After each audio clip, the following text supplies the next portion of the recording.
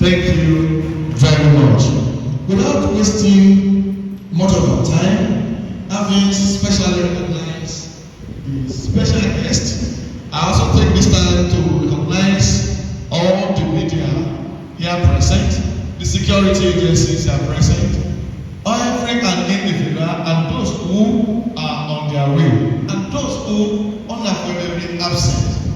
We recognize you all. It's on that note, shall we rise for the recitation of our national anthem and followed by the state anthem? Please, DJ, hold on.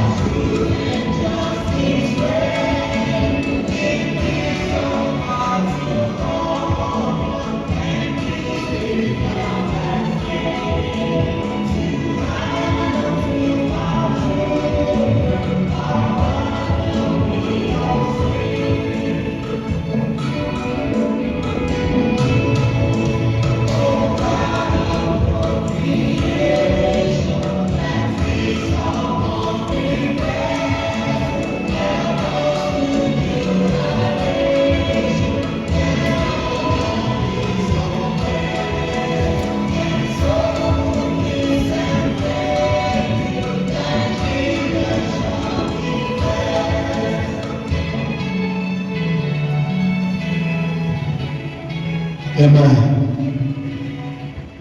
Please, you can recite your state anthems ourselves. Ishaya, Ishaya, ADEWUNMI, Ishaya, Ishaya,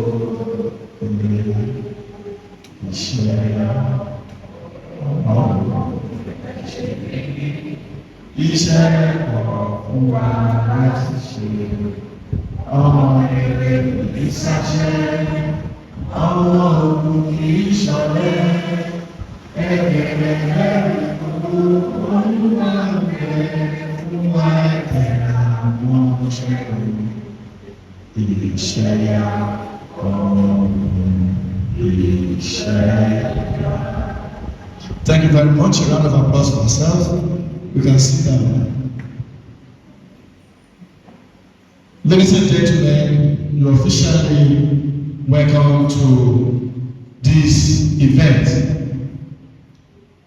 And the protocol for this event, we don't need much of protocol because our guests will come give us their lectures and discuss with us.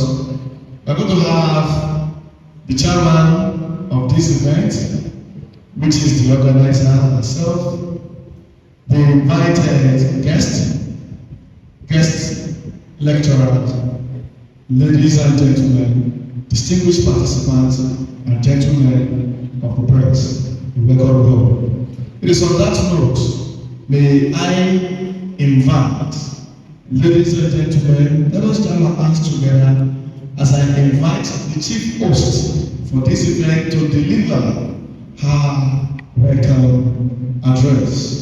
Because if you check our clock, the time is over there. As I've introduced to you that the chief host, Ms. WIDAD, a visionary native of Ilan, Ogun State, Nigeria.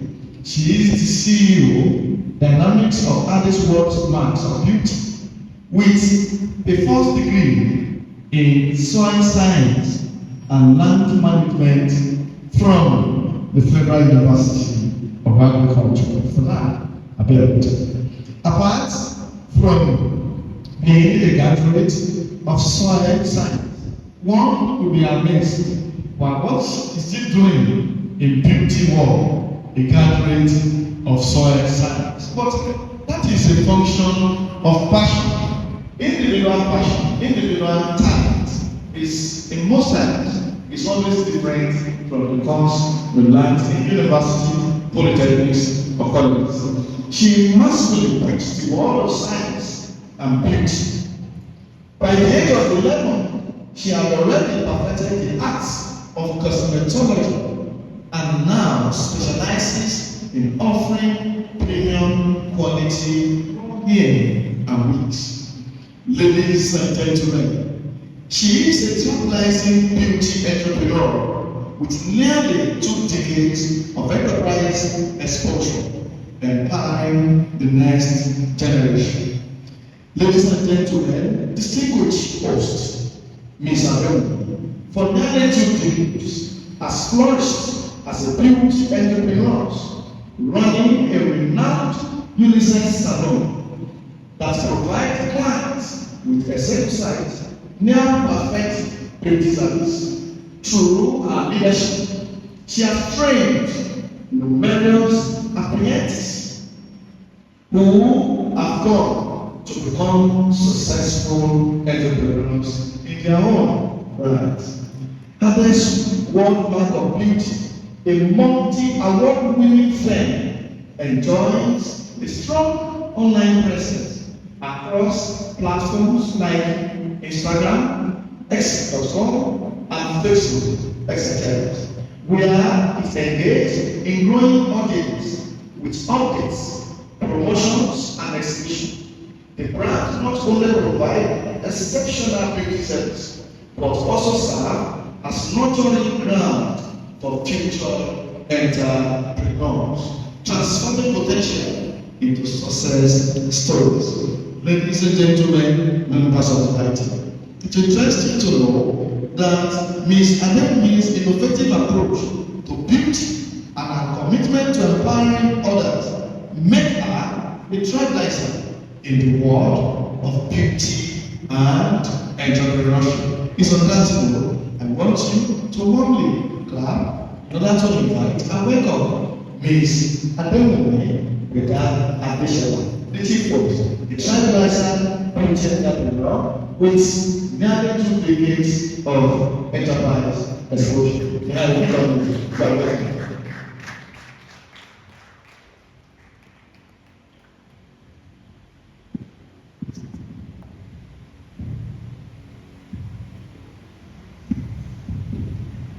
Ladies and gentlemen, fellow examiners, aspiring business owners and volunteers, I'm truly excited to be here today, standing in the room full of innovators, risk-takers, and contributors.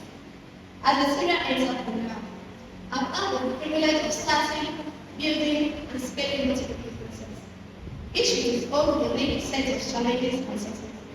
But the journey of entrepreneurship isn't just about the business we build. It's about the resilience, adaptability, and passion we bring to every future. Starting a business is like planting a seed. You begin with an idea, a vision, and sometimes just a hope that it will grow into something meaningful. But as we all know, building a successful business takes more than just hope. It requires hard work, the willing to take risks, and most importantly, learning from failure. I want to share with you some of the key lessons I've learned from my own journey. Embrace failure as part of the process. Many of my measures didn't turn out the way I expected. Some of them failed, and others cried and like it. But here is the truth. Failure is not the opposite of success. It's a part of it. Every setback is an opportunity to learn, to refine your approach, and come back stronger. If you are afraid of failure, you will never fully embrace the risk that comes with entrepreneurship. Stay true to your vision. Be flexible, but be flexible with your approach. As an entrepreneur, We are driven by a vision, a picture, and the picture we want to create. But the journey to achieving the vision is rarely a straight line. The map changes, customer needs enforce, and sometimes your first idea isn't just the best. Be open to change, handle the necessary, but never lose sight of why you started. Surround yourself with the right people. In every business outlet, one factor stands out above all others: the people. You cannot do it alone. Build a strong team. Finding the right partner and seeking out mentors are all critical to success. Your network is your net worth. Collaboration is the key, especially when managing multiple businesses. Diversify and take calculated risk. One of the benefits of being a serial entrepreneur is learning how to diversify, both in terms of industries and revenue streams.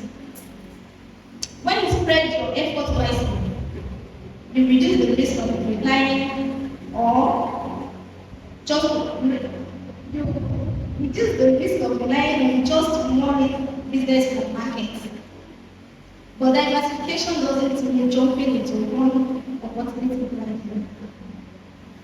Do your research, evaluate the risk, and make decisions based on data, intuition, and experience. Persistence is the key. Success doesn't come overnight. It's easy to get discouraged when things aren't moving as fast as you want. But remember, every great business was built on the back of persistence and perseverance. Keep pushing forward, keep refining your strategies, and never lose faith in your ability to succeed. Today, I stand before you not just as someone who has achieved success, but as someone who has failed, learned, and grown from every step of entrepreneurial journey. Entrepreneurship is not just a promotion, it's a lifestyle. It's about continually reinventing yourself and your ideas. It's about being bold enough to take the first step and determined enough to keep going when you don't get away. To all of you here today, whether you are launching your first venture or managing multiple businesses, my message is this: keep dreaming, keep building, and keep pushing boundaries. There is no limit to what you can achieve, and the world needs more entrepreneurs like you. People are willing to take risks, create changes, and build the future. May I encourage you once again: start smart and go strong. I look forward to the incredible innovations and stories that come from this event. Keep inspiring your other, keep inspiring each other, and making our vision a reality. Thank you.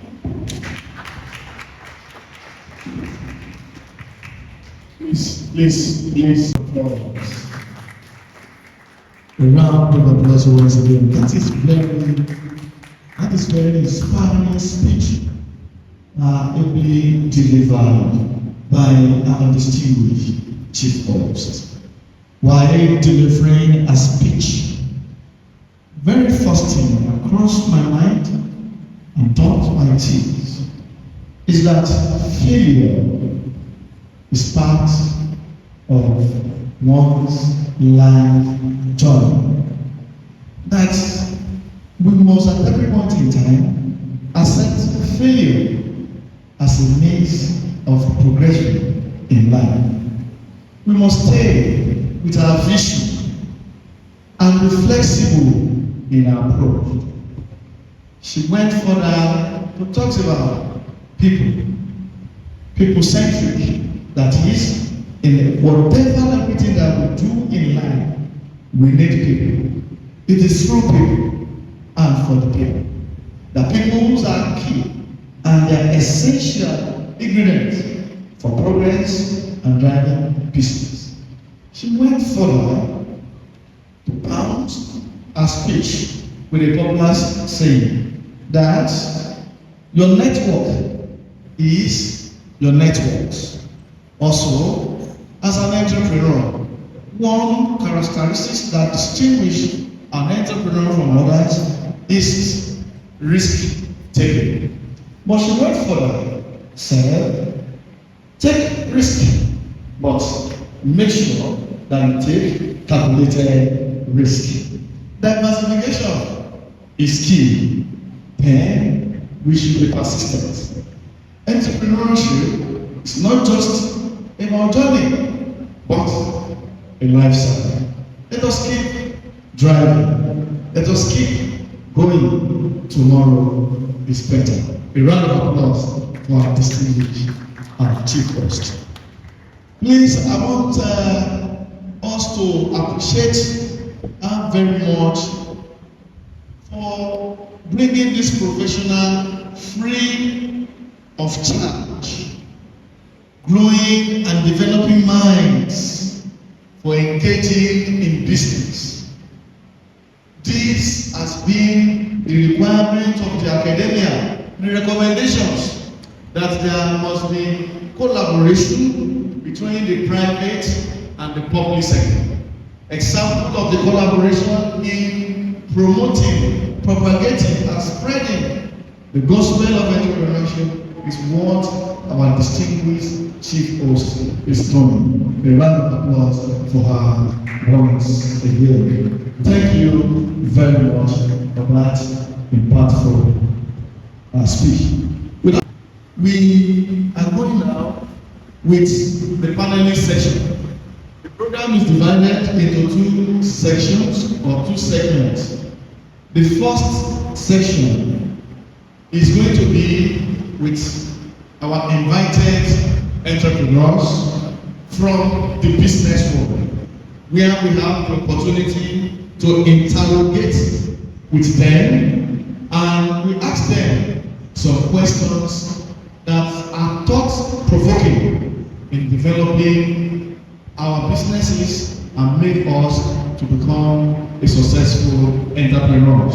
While the second segment of the program will be for the professionals that we have invited from the banking sector and from the tax sector. Don't forget that the bank provides essential stimulus in terms of micro or loans for small and medium-scale enterprise development. The banks will tell us what has been their banking products or services that are available that we do not even know, because information is key. Why the tax administrators will also dish out the impacts and how can we be or run a legitimate business without being evaded or avoid tax. Ladies and gentlemen, I welcome you back. I want you to congratulate yourself for being here, because we have diplomats and technocrats that has been carefully selected for this program. Now let us go to the panelist session. And here with me for the panelist session, we have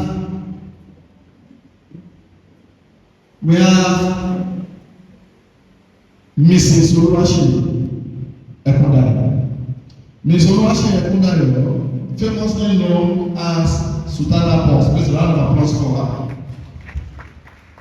She is a dynamic and visionary entrepreneur of Rebels who co-founded Loswell Limited, a groundbreaking fashion company established in the year 2019.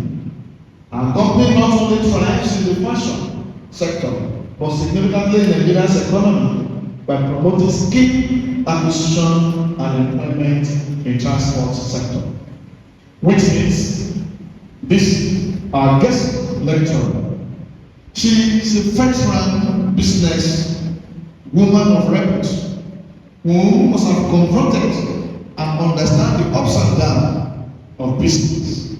And she's here to give us the strategies to be adopted in becoming a very successful entrepreneur. And she will be speaking on crisis management and business continuity planning and customer relationship management. Please, ma'am, another assistant. I will see you invited. Now, that is number one. Number two, we have here with us, we have a digital marketing innovator, Mr. Sonny Sherifin. Please, the master is a renowned digital marketing expert with nearly a decade of experience, specializing in driving growth and enhancing online visibility of startup businesses. As the founder of Digital Marketing Lab, his cutting-edge strategies have contributed to the success of countless companies, reshaping how digital platforms and leverage for marketing success. Mr. Sami's work has made him a pioneer in digital marketing space, leading the way in innovative solutions that continue to propel business forward. Ladies and gentlemen, we have in our midst distinguished Mr. Sonny Sherifin. Please a round of applause. At the same time, we have with us Mr. Bengal Olaniwaju. Mr. Bengal Olaniwaju is a proactive and strategic regional sales manager at Dangote Industry Limited, excelling in various aspects of sales and marketing.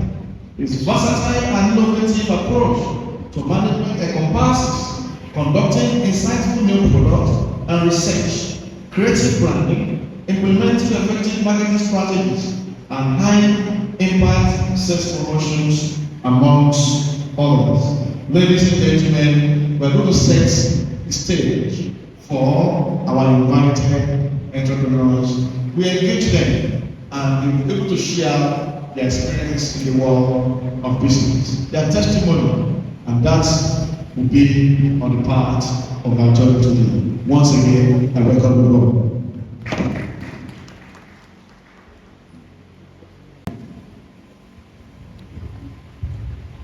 Thank you very much. We've read the citation to be a veteran innovator in digital world. Can you introduce yourself? Tell us what does e-commerce entails for promoting small businesses. Good afternoon, everyone. My name is Sonny Sherifin. Second year. I'm learning this citation. There are a couple of things I would like to discuss. The experience looked decades for less than 5 years in this space. Yeah, so thank you very much for that. So going back to this question, he said, what does e-commerce entail? Now, I'll bring it down to the stage where everyone can understand, because we have been mentioning e-commerce, and a lot of people still say not to understand what e-commerce is all about. Now, let's take it this way. Let's say there is a woman selling pepper outside, probably she sells onions and all sorts of things, just to make stew. Okay, we can easily, order for pepper via digital platform. Let's say she has a website, and that way you can place order for pepper and she take the delivery to your house. So that particular simple process can be called an e-commerce. So now we have to put in the definition. E-commerce simply means selling of digital and physical products using the digital space. It is called e-commerce. E-commerce. I hope you get that. So that way everyone can understand what e-commerce is all about. So now, e-commerce is not you selling only physical products. You can as well sell digital products. Okay, let's say for instance, our host is into beauty literature. You can create a guide on how women can look more beautiful and pack it together as a video, and she can give it out for as low as 10,000 naira. She's simply using the electronic space, or she's simply using the internet space to sell out that particular guide to women, which is also e-commerce as well. But this time around, it's selling a digital product. It's selling a digital product. So a digital product is a product that cannot be touched. You can't touch a video, but it's an audio guide, right? So you can't touch it, but you can only see it. But for a physical product with the phone, with the paper, with anything, basically anything you can touch, anything that requires you probably to for a delivery person to bring it to you, then that particular product is a physical product. So what I'm saying in essence is, so what I'm saying in essence is, e-commerce does two things: selling out digital and physical products in the United States. Oh, thank you very much. Thank you very much. Mr. Lara, of from you. That's a very brief introduction. Then we go to opposite company, take it bit by bit. As I come to you, I will come to one, I will come to you, so that we can all have. We are all here to learn. I want to learn from you. Learn from me. They will learn from you. It will be sitting down there, learn from each other. It is of God that we have established the host herself as clearly established what business entails. And if you look at the theme of the event, is start smart, then go strong. And as I've said, that business has been established scripturally. Whether you are a Christian, whether you are a Muslim. In fact, I said that the first businessman in the Bible is Jesus Christ, clearly established in the book of Luke, chapter 19, verse 13. When Jesus Christ called his 12 disciples and told them, he gave them 10 minutes, some will say 10 pounds, engage in business till I come. Apart from Jesus Christ in the Bible, Abraham is also the second businessman. And in Islam, I told you that Prophet Muhammad is a very successful businessman before he became a prophet of God. And that can be found in the Holy Quran, chapter 2, verse 227, 275.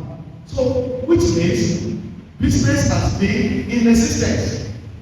And again, I want us to understand, reading the profile of individuals who are here, they are all graduates of different tertiary institutions. But the one aspiring is a graduate of soil or whatever that now become vital cell in business. Where we see how people that even study business, study accounting, study all other courses are still there running along. But that's not. Business is very out of passion. And established that every man, they say the gifts of a man, will pave the way for every man.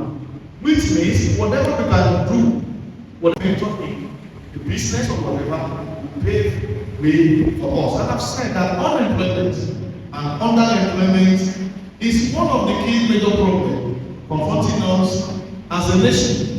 And the informal sector, when I talk about the informal sector of the economy is the small and business enterprises, which research has established that that sector has created 65.6% of the jobs that we have today. So, in fact, I read a book, but even in Islam, I'm a Christian, but I'm a lover of book. In Islam, people say, if you are to seek for knowledge, if the place is far as China, You have to go there and seek for that money. What am I saying? Yes. So I've read a book that said people in blue collar job means small and medium scale enterprise. We refer to them as blue collar job. They are apprentice, mechanic, bricklayer, fashion designer. They are blue job collar or blue collar jobbers. And then they say that the blue collar jobbers, the professionals, have more money than the white collar jobbers. So which means I'm just telling you for free here that entrepreneurship is the way to go. And we are blessed with a very growing atmosphere. As a developing economy in Nigeria, anything we offer for market, since we can package it and target our audience, we continue to make our money. Don't let me go further. I'm just trying to lay that foundation so that all of us will know, because virtually everybody that is here, you see that you are already into one business, running a business, or a potential entrepreneur. So you are not in the wrong place, because entrepreneurship is the key and the pathway to go. The profit is unlimited, the salary is limited. I welcome you once again. Now, business crisis management. Business begin management. Apart from what you have read, you may have something to correct. What's law doing to business? Your journey into business.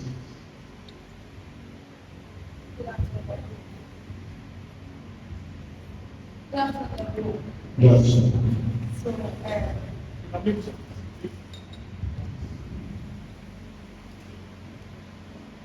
thank you for that question. I didn't know I was going to become a government, but when I finished from school then, I went in search of jobs. Before then, I had proud of fashion design.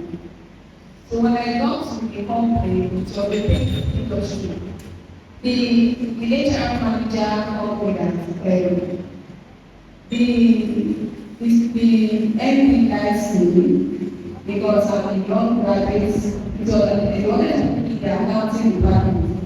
So later on, the HR said, madam, you have a lot of potentials because the amount you are going to pay you might not be sufficient because you can see that you are married. So he said, why not venture into your fashion business? That was he said that day I will never forget. And since then, I kept on asking others because sometimes ago I was sitting, I didn't know that I was even going to run a business because all my life I want to be a bank official. But also good, after then, the inspiration came that I was going to start this business, a local business that people thought there was no way. I could founded this business with my husband, and it's going to 6 years now. And I can tell you that was the best decision I made because now the business has grown to, and then because then, as we started the business, I already had 5 years vision in my mind that as we are starting this business, in the next 5 years, what am I seeing for this business? And to God be the glory. In fact, before the 5 years, the vision, the vision has come to pass. As of now, we have more of international customers than home customers. It's not amazing that the business is a local one. People think it's a local one. And what business am I talking about? I'm talking about Sultana business. I am into the sales, the merchandise of white garments for white garment churches. People tag it a local business. But you can check me on Instagram or every other social media. Not starting Sultana. It is the top white garment industry in Nigeria and in the diaspora.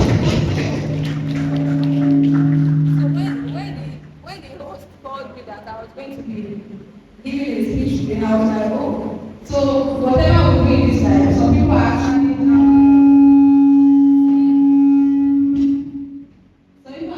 out there seeing us and looking up to us like this person is capable of. Even once we ourselves, we don't know that we are capable of. And our company today, we have over 20 employees. So I can't imagine that after 5 years, I can have over 20 employees. So I'm now an employer and I'm contributing to you. What can you say specifically that has contributed to that? Specifically, is it the passions that drive you? Born out of passion? And what has been your moving strategies that can tell the entrepreneurial scale and is find out opportunity to set a local business? What's exactly around that area? I don't think that you see as one that can done that. What is that? As being your secrets, the secret of that. Going global. Yeah, the thing is, the passion was my name because I had a passion for sewing. But then I was sewing the normal clothing. But I never knew that my passion for sewing was going to be in another way. So the thing that keeps me going is my passion. So I would say that if anybody wants to go into any business, let it be that there's a passion in there. If not, on the long run, many things happen that you cannot just start a cake business because your friend is making waves in the cake industry. Along the line, you just keep wondering, why is this person moving ahead and I'm not moving ahead? But if the passion is there, because some people get driven by money, but if the passion is there, it will go in a longer way than being driven by money, because money can bring you down very well. Thank you. Thank you very much. Miss Gana, you want to microphone to Miss Navarro. Sorry, you are welcome. We are here to talk about master, sales mastery, then positivity and driving revenue.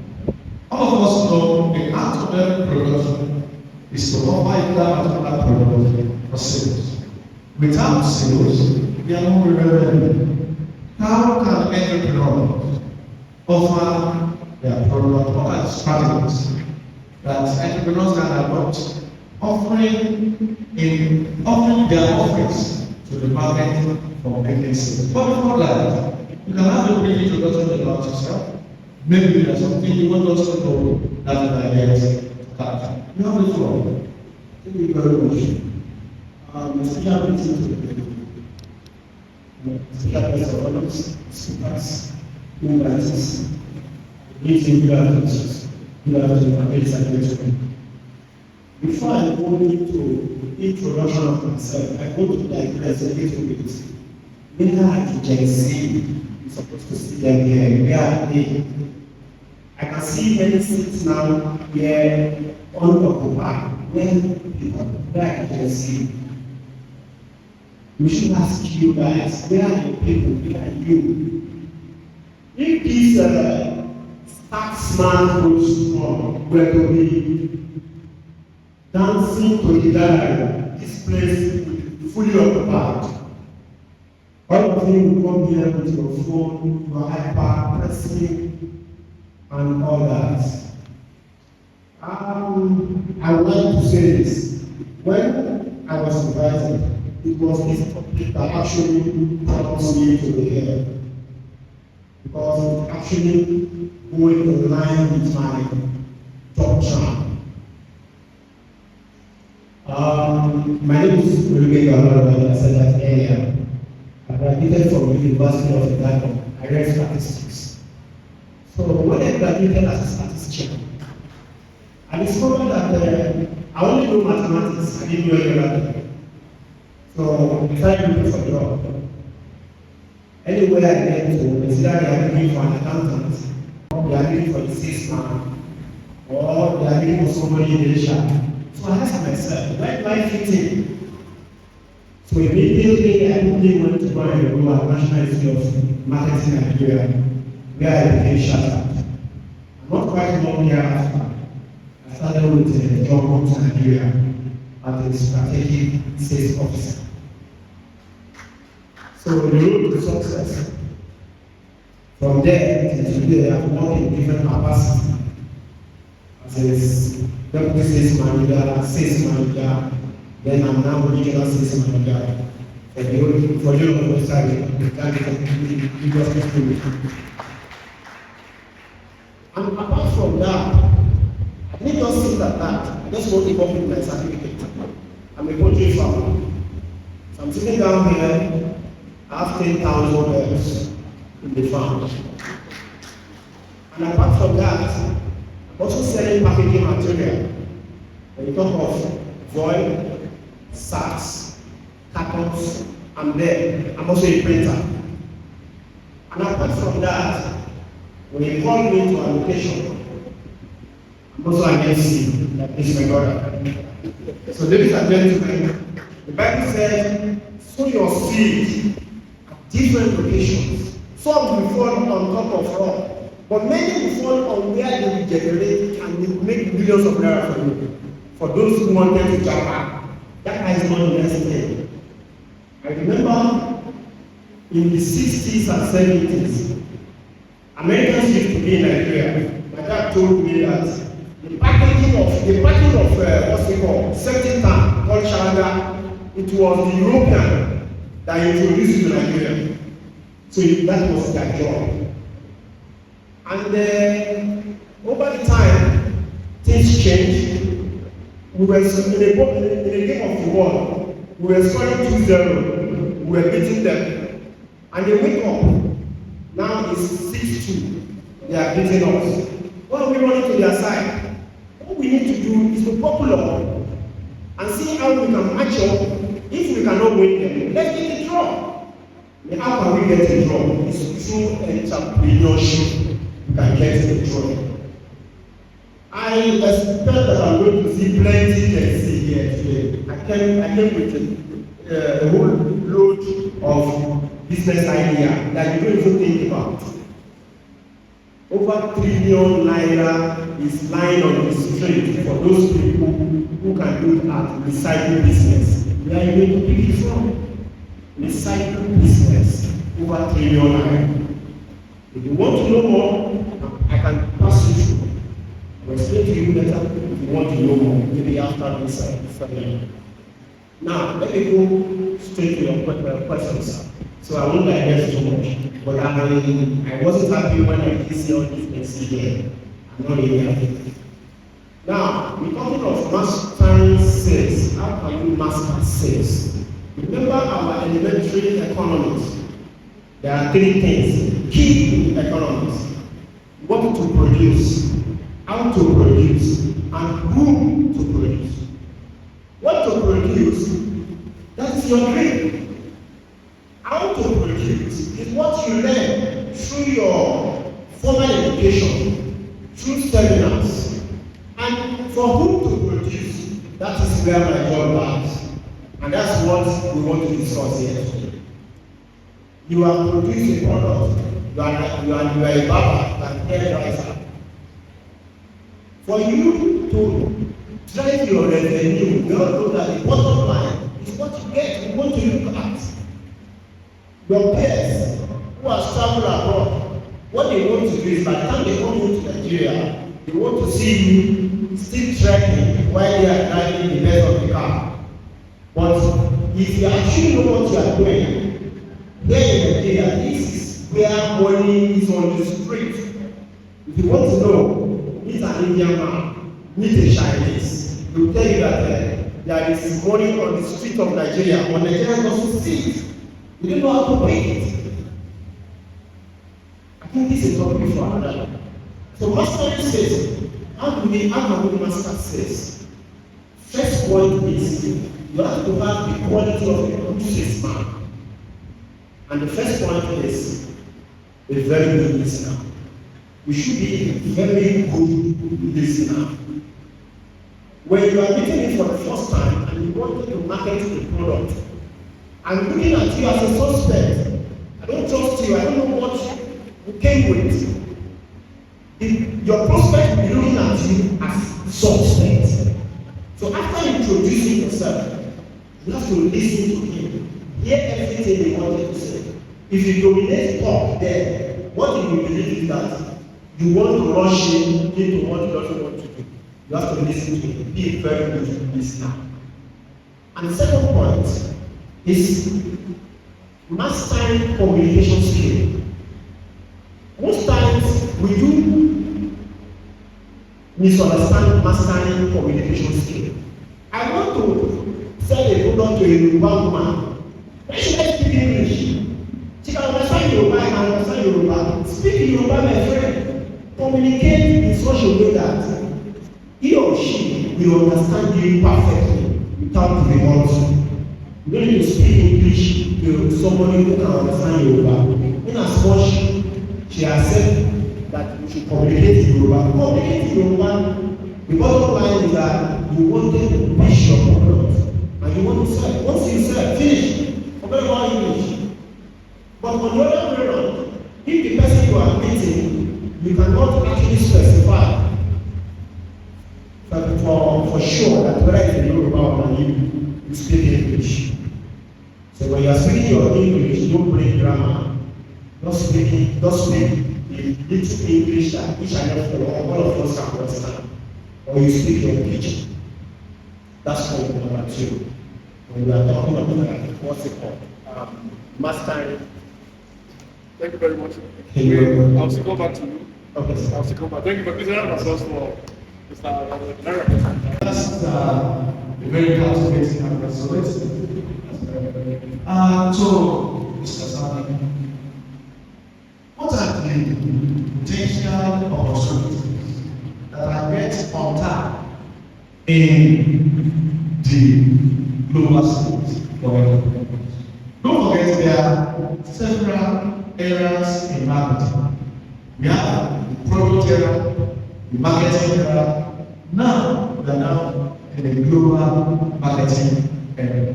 What are the opportunities waiting for the young entrepreneurs using the global service?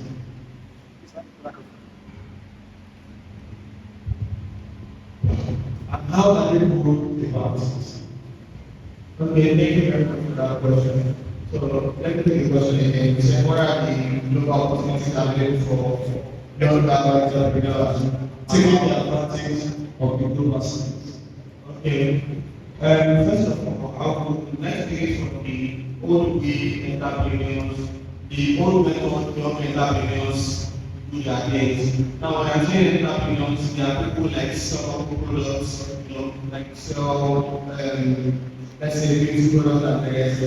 So, the method a lot of them use in selling their products, they are carrying on leveraging the internet space because I've done my research and I put together how people are selling their products using the old method without the internet space and how internet gurus like me are selling their products. And when you look at the profit margin, you see that there's a little bit, like there's a lot of gap basically. But the one problem about young guys that tapping into the internet space is this. Most of them, I will not let call it fear because people feel like they don't understand how this anymore. So why do you want to go into that space and I will just see you talk?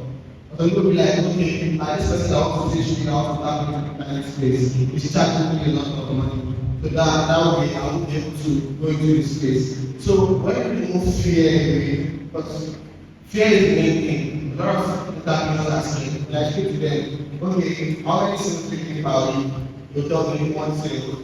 Okay, and I'm like, you know, you can actually come to the 100 sale. Let's say weekly. You might be like, how? I'm like, is it that I'm the able that knows this thing, or people that knows selling online are not much? Or probably she has been told before, or she just decided to push it aside. So now we know what we can now ask her a question. Okay, have you heard about anything like selling your product probably on social media before? Have you come across anything like that? She was like, she has, but she just not interested. Probably the way the opportunity was communicated. So I don't know that, okay, no problem. since I know everything, I'm going to, for the stuff is skill I'm going to offer you everything. I'll make sure I help you set up your business, using internet space. And all you just have to do is to make sure you have a very good product. Because the problem is this, when you jump on the internet space and you don't have a very good product, you literally cannot like the way it's going to turn out. Because physically, when you are selling your product, you can sell and just take it and nobody will sell anything about it. But when you sell online, you can't control the internet space. And the moment it's fire back, start you sell a bad product, you don't like it. So I now know that you can actually leverage social media or marketing to start selling your products. So she said, how can I get started? Okay, I told her, I'm going to start from the basics. Do you have a Facebook page? Do you have an Instagram page? Okay, what are the products you have available? Can you do nationwide delivery? These are basic questions you need to ask yourself because the online space is very, very wide. And if you are selling a product and you are not deliver within your mistakes, you need to be clear that, oh, my product can only be used in your mistakes. Because that's the only part you can deliver to. But if you can deliver nationwide, fine. You can deliver within your mistakes, it's also fine. So I now said, what we are going to do next is this. We are going to create, a free guide probably on how to look beautiful. We are going to put that together, share it with a lot of people, we are going to create content around it. So that way people can get to know more about you. Because as my coach was saying earlier, he said when you want to sell to someone, you don't just directly sell to them, which is very, very important. So we are going to give them a free guide for them to see that, oh, this is actually true, this is actually real. Imagine giving you a free guide on how to speak better, how to communicate better. Literally, you know that I'm encouraging my speech. I'm someone who has sense for me to give you something like that for you for free. So that way, we can now take it to the next step and sell more to them. Mr. Absolutely. There are a whole lot of social media platforms. Can you recommend the fastest growing social media platform that young entrepreneurs can leverage on to promote their brands? Okay. Yeah. As you said, the fastest growing social media for growing entrepreneurs. For me, based on my experience in this industry, I would recommend Facebook and Instagram. And why did I recommend Facebook and Instagram? Facebook and Instagram has been in existence for the past 20 years or more now, and they have enough data that can help you to expand your business irrespective of anything you sell. Unlike other platforms like TikTok, like YouTube, like Google, Facebook, or let's say Meta, or Facebook and Instagram, has the widest data. They have over 38 billion users across their platform. And across all of those users, it is not possible for anyone to say people are much more interested in your product. And to use the platform better, I don't advise your data to look into the aspect of advertising. Because what advertising is going to do for your business is going to change your business. Imagine spending $1 to generate $5. Now, when you understand these mathematics as a business owner, you can literally spend $20 to generate $50. Advertising. Yeah. How do you pay their advertising? Okay. Advertising. Okay, good. Now, to get started with advertising is very simple, and it's sometimes can be very, very complicated.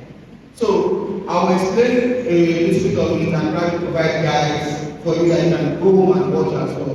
Because when I see that a lot of business owners are finding it difficult to set up advertising on social media, I have a YouTube channel where I teach businesses how to run Facebook and Instagram ads for themselves. Because literally, I might not be able to teach a lot of people, but with those guys, you can go back to it and watch over and over again. Thank you. You are still correct about this. There's no way you do business without confronting problems and obstacles. What are the problems you have ever faced and how you are able to resolve it? And what are the problems you think other entrepreneurs too have faced because of their business needs? Thank you. Thank you so much. The problems are really super.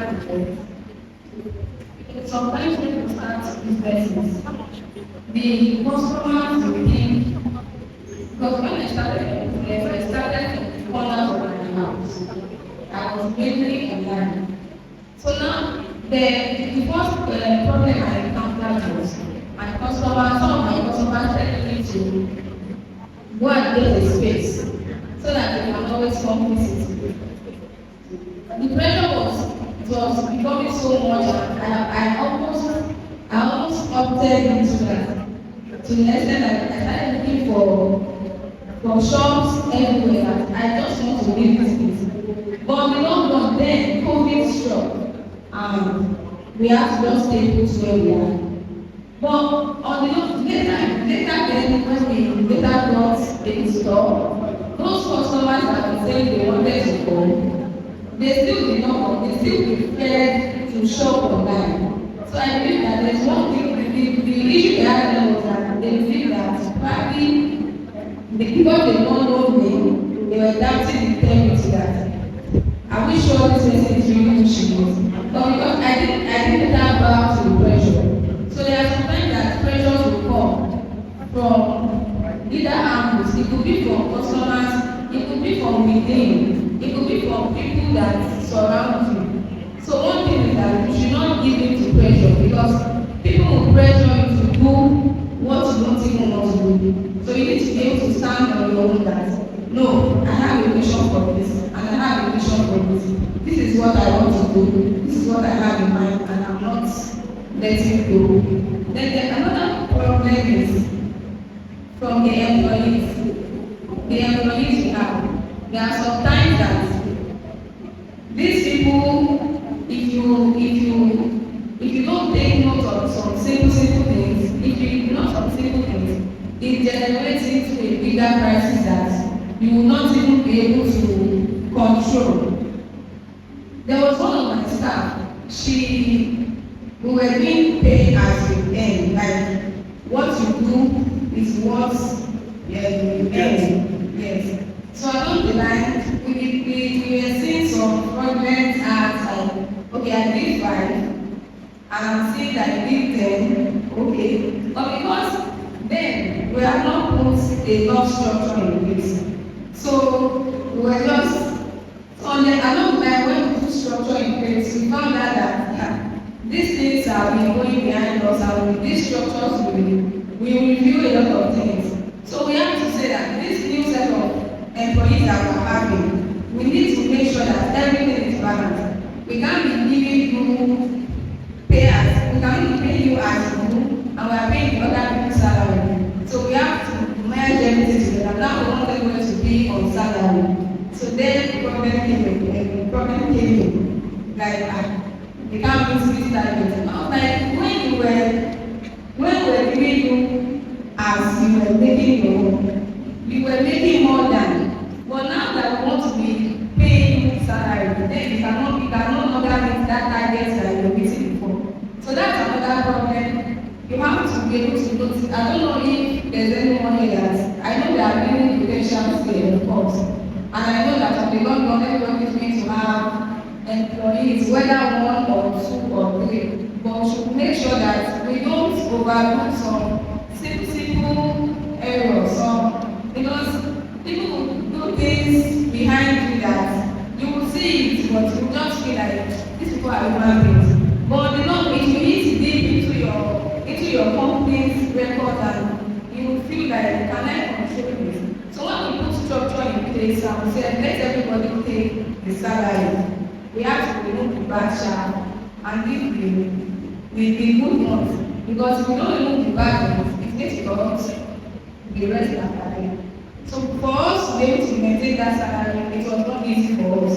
But we have to stand on it that this is what we want to do. If not, it's not going to be easy. And that is one of the importance of putting structures in our businesses. If you have a business going to 2-3 years, because my business is majorly in the online space. Most of my customers, I don't even see them. I don't know them. Many of them are from online space. Which of the media platform do you use most? I use more of Instagram. Instagram. Instagram. So when you put structures in place, you found out that some problems became, some of those problems that we were encountering then, they became simple and we were able to control many things under us.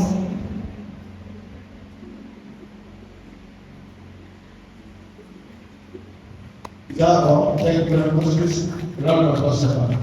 Thank you, someone welcome. You highlighted two points, and you said something that there are thousands of opportunities, yet opportunities, yet unidentified. You only made mention of about recycling. What are other reasons? But before that, complete your list on strategy. Okay. Thank you. I've mentioned active listening, good communication, then prospecting. The major job of a salesman is to prospect. You have to Ladies and gentlemen, a round of applause for Mr. Kassim Malik. Mr. Kassim Malik, created team lead of the well-known PLC, WIDAD. You are welcome, sir. Thank you very much. Really appreciate it. Mr. Kassim, you have to join our class here. Please, can you join members of the class? What's the round of applause? We start saving from our business so that we don't save because of we want to save and you kill the business that is bringing the earning. Don't forget that watchword. You cannot build anything on nothing. You start with earning, and that your earning point must not run dry.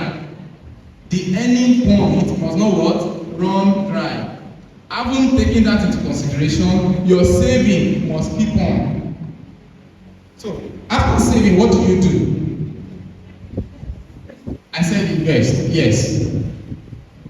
You've been lucky enough, the business is still thriving, you have some good savings, then try, expand, or diversify, as you may prefer.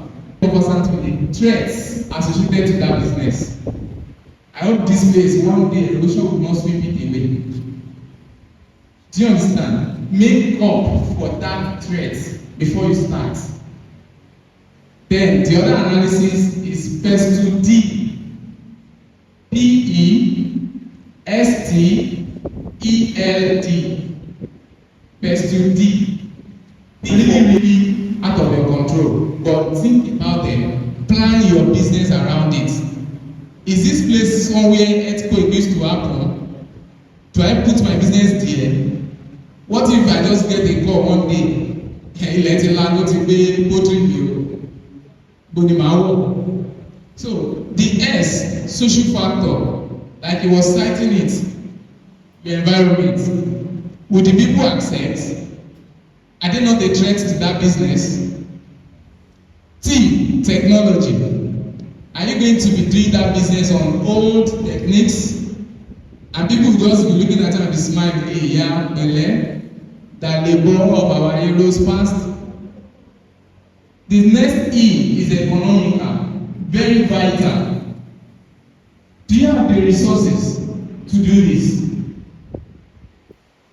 What is the implication if you stop on the way? Without anybody to raise you? All right, sir. We can do better. Round of applause. A round of applause. Thank you very much. Farewell and highly impactful speech every by our own distinguished brother.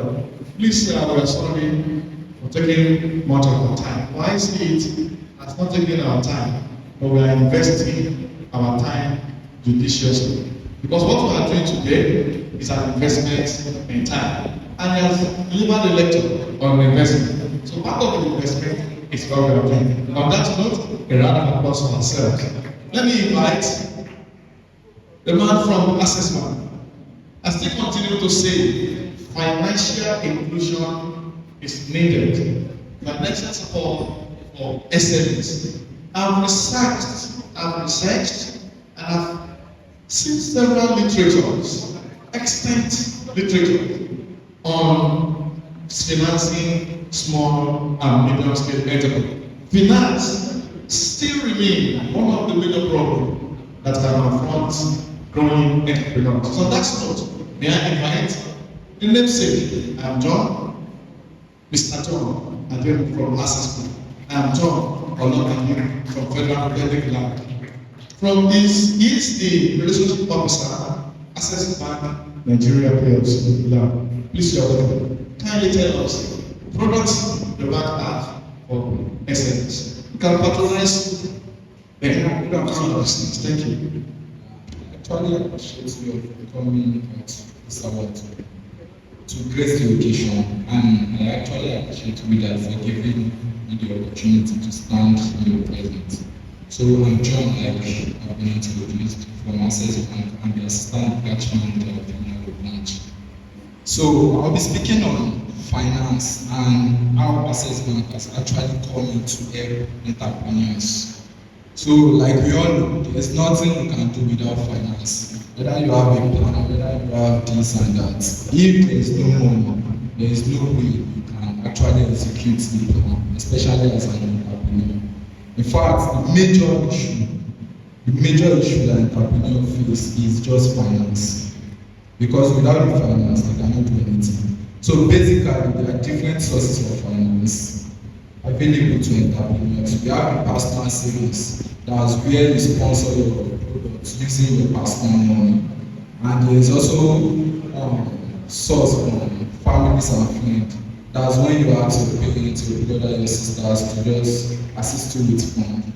And there's also angel investors. These are people that actually look into businesses and they just invest in the business. That's when they believe that this business is going to do well, they invest in it. And also, it's very important equity, where you give part of your company to people and you get money for it. But something I've noticed is almost all these sources are actually quite difficult to get, because for you to see an angel investor, for instance, it will be very, very difficult for someone to just walk up to you and give you money and say, okay, I'm investing in your business. That's somewhat difficult. And if you want to rely on personal cash, it might be difficult to get. I think our major focus here is on the value products that the organizations, the angel investors, are innovative financing model outside the traditional financing model. Your own value products. I'm coming for SMS. So all the sources I've mentioned, they are quite difficult to get. That's where the bank comes in. Because bank, it's quite easy for you to walk into the bank and get funds as long as you have the capacity.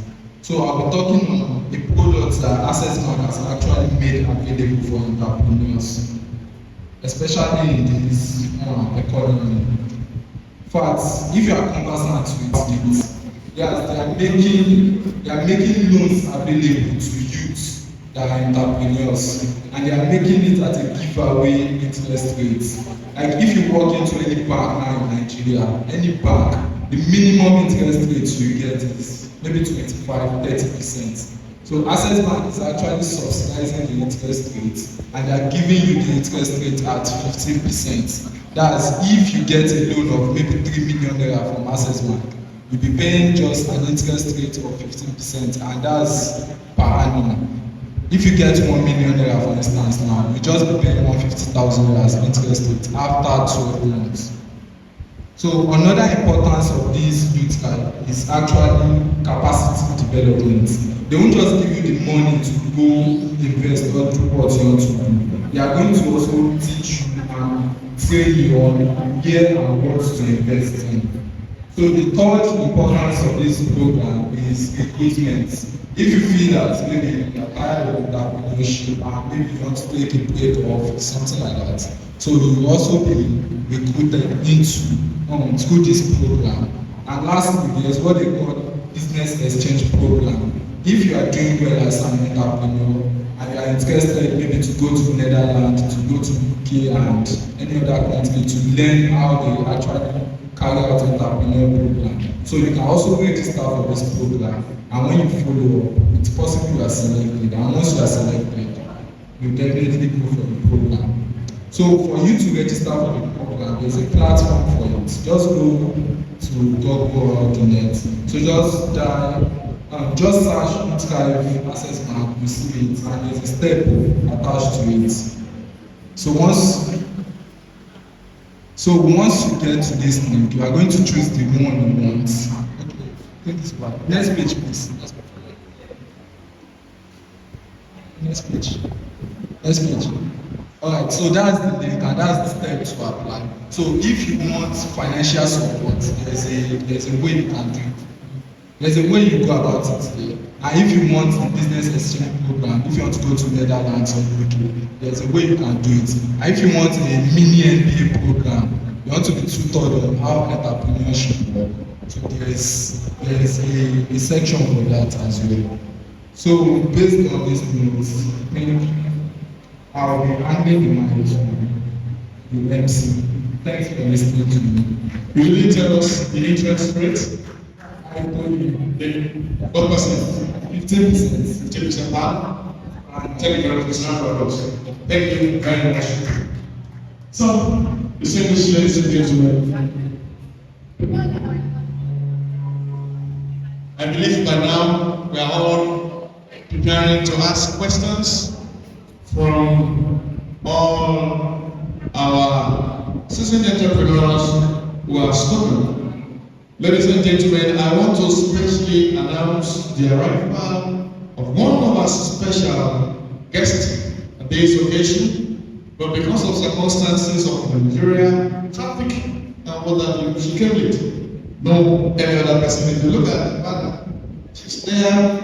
I want to announce the arrival of Mrs. Blessing Atanfua. She is a brilliant founder of Queen Hair, a leading hair brand in Nigeria, known for its premium quality wigs. With 6 years of experience, she has established a strong reputation in beauty industry. Born in Benin City, Edo State, Nigeria, she is also an award-winning business model. She is a graduate of electrical and electronics engineering from the Polytechnic, Ibadan. And Blessing currently works as a distribution substation operation of WIDAD, combining her engineering expertise with her entrepreneurial success. It interests you to know that Mrs. Blessing, she is happily married. She continues to excel in both fields with dedication and passion. Distinguished participant, I present to you distinguished Mrs. Blessing. Mrs. Blessing is an entrepreneur of repute. You are welcome. Thank you very much. Great answer. So, first of all, I've been in business for 6 years now. I would say the base of my business is God, because it's what we strength and wisdom business. Then, aside that, Sorry, madam. I want you to focus more. After your story, the power of networking and collaboration. Thank you very much.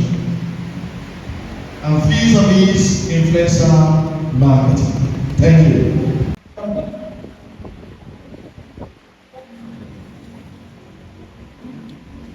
That was like.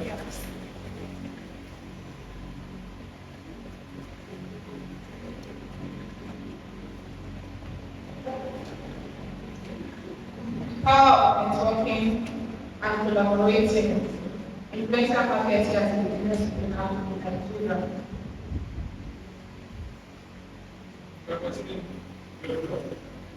So networking is about meeting new people who can help your business, help you find new opportunities and customers.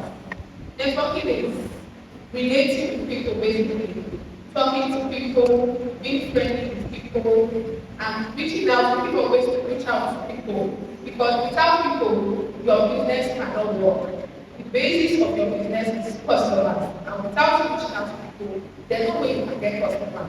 So networking is simply reaching out to people, looking for ways to reach out to more people that will become customers in the future. And then collaboration means working together with others to achieve a shared goal. It allows you to combine your strengths, share resources, and create better awareness of your business. It's just relating with other businesses that align with your goals. Because nowadays, people feel collaborating with just, let me make videos with this person, and then when we make videos, we are collaborating. No, it's more than that. You cannot just collaborate with anybody. You have to collaborate with someone in the same business with you, or some not in the same business, someone that is in the same industry with you, like fashion business and fashion business. For example, if you sell jewelry, you can always collaborate with someone that sells clothes. If you sell glasses, you can collaborate with someone that sells clothes too. And if you sell food, you have no business collaborating with someone that sells clothes. It doesn't relate. So you should look for people that are in your niche or that have the same target audience with you. So if you are into fashion, definitely your target audience, if you are into women fashion, your target audience should be women that love fashion, women that love accessories, women that love clothes. So you can collaborate with women that sell hair, someone that sells hair, someone that sells shoes, someone that sells bags. And you can make meaningful collaboration, not just coming together and talking. No. Something that if I'm wearing an outfit from someone and I'm wearing a jewelry from another person, I can tag the person, that's collaboration. So someone that comes to my page, we see this beautiful jewelry, and we want to know where I got it from. Because the person is that, the person will reach out to the person that I tag. So that's how we basically work. And then influencing. It means using popular people with many followers who trust your opinions to promote your product or services. By working with influencers, business can reach more people, can create brand awareness, can in turn increase sales. Networking, collaboration, and influencers can help grow your business by connecting with new clients or opportunities. Now, networking is making connections, like I said earlier, with people who support your business. And how do you network? You can attend business events like this. Meet people, talk to people, relate to people, introduce yourself, get to know them, talk about your business. That's networking. And then other ways you can network is by attending fairs. If you are a student, you can attend fairs, even if you are not taking a standard fair. You can just go to see how it's done. You can go to see other people that are coming to buy from the fair. And you can go to relate with other vendors too. Collect each other's number, relate with them, add them up on WhatsApp, talk to them. And with time, some of the people that you even meet at the fair will eventually buy from you. And if you have the money to take stand, please do so. Because it helps you get visibility and it helps you meet people. Then other ways is by making use of social media too. There are some people that you can relate with on social media without meeting them on ground. I have people that I've been talking to for years, like over 3 years, that we have never seen on ground. And on Instagram and WhatsApp, they're like best of friends. That's how far it's working. So when I need help, I know people to reach out to. And these people are people that I've literally not seen on ground, but we talk almost everything. So you can use social media to network. TikTok, Facebook, WhatsApp, Instagram, you can use them to network. If you are someone that doesn't like it, but going out is also important. How do you network with people on Instagram? So when you meet them on Instagram, try to like their posts, try to comment, share their posts. With time they get to notice you. And with time you can just send the DM to them. That's it. If you are friendly enough, you can be friends. So that's how networking works. Then collaboration, like I said earlier on, is teaming up with business to achieve bigger goals. And when you are collaborating, you have to work with brands that implement your brand. For example, there's a collaboration that happened last year between Only's Island and Girls Beauty Day and Priceless Hair. Yes, that collaboration grew up so well that it gave them massive visibility because the friends they were going for a fair. And it worked for them. So three of them were fashion people. Someone that wears underwear would definitely be interested in hair. And someone that wears hair would definitely be interested in hair too. Someone that wears hair is interested in straightener, curler, and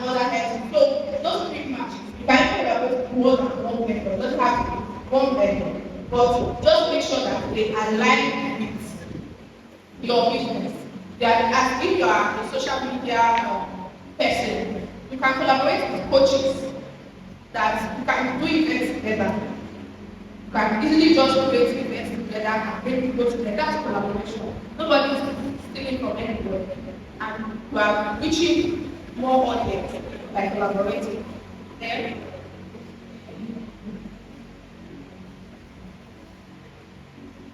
when you are collaborating with other brands, you should look for, there are some things you should look into.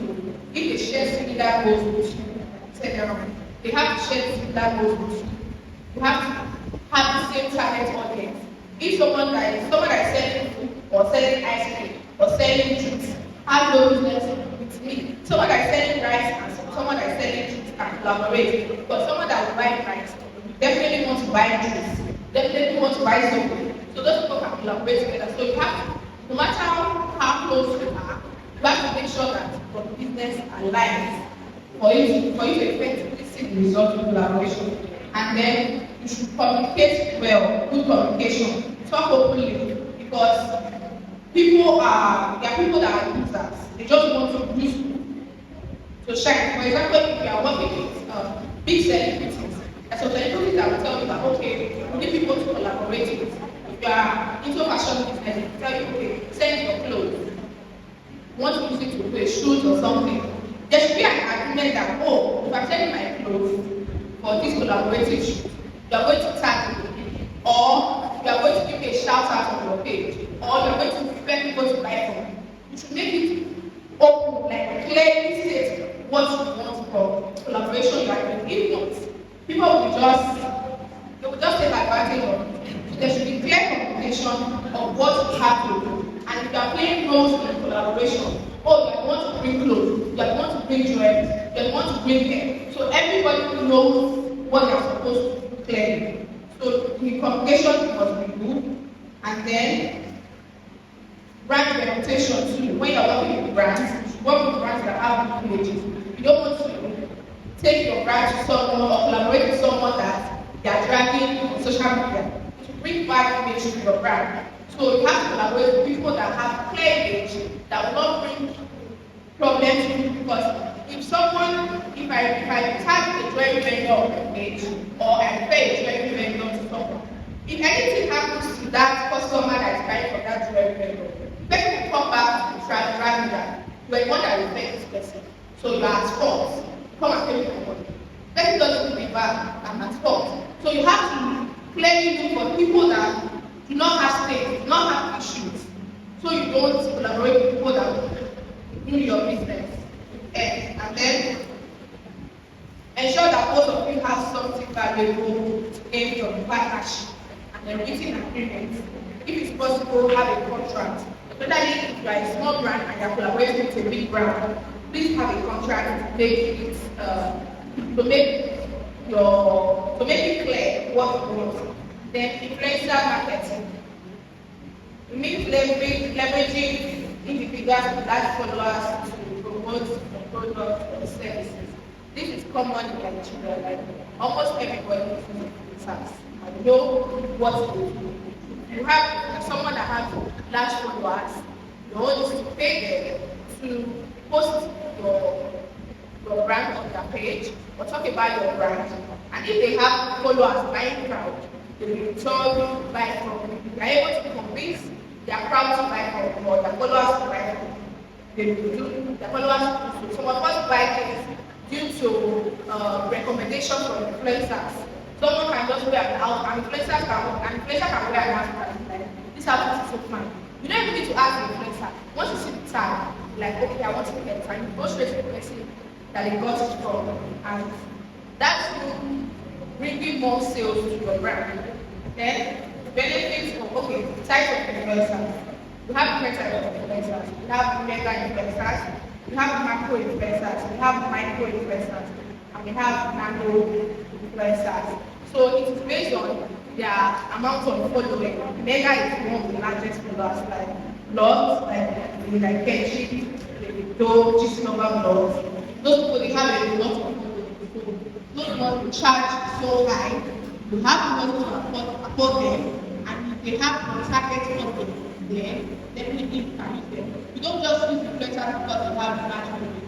You have to use influencers based on what you sell. Like if you want to use your PME now as an influencer, I have no business with your PME as an influencer because his followers are more people that are foodie, people that are interested in food. So if you are someone that sells food, then he's in a good position to be an influencer for your brand and still results.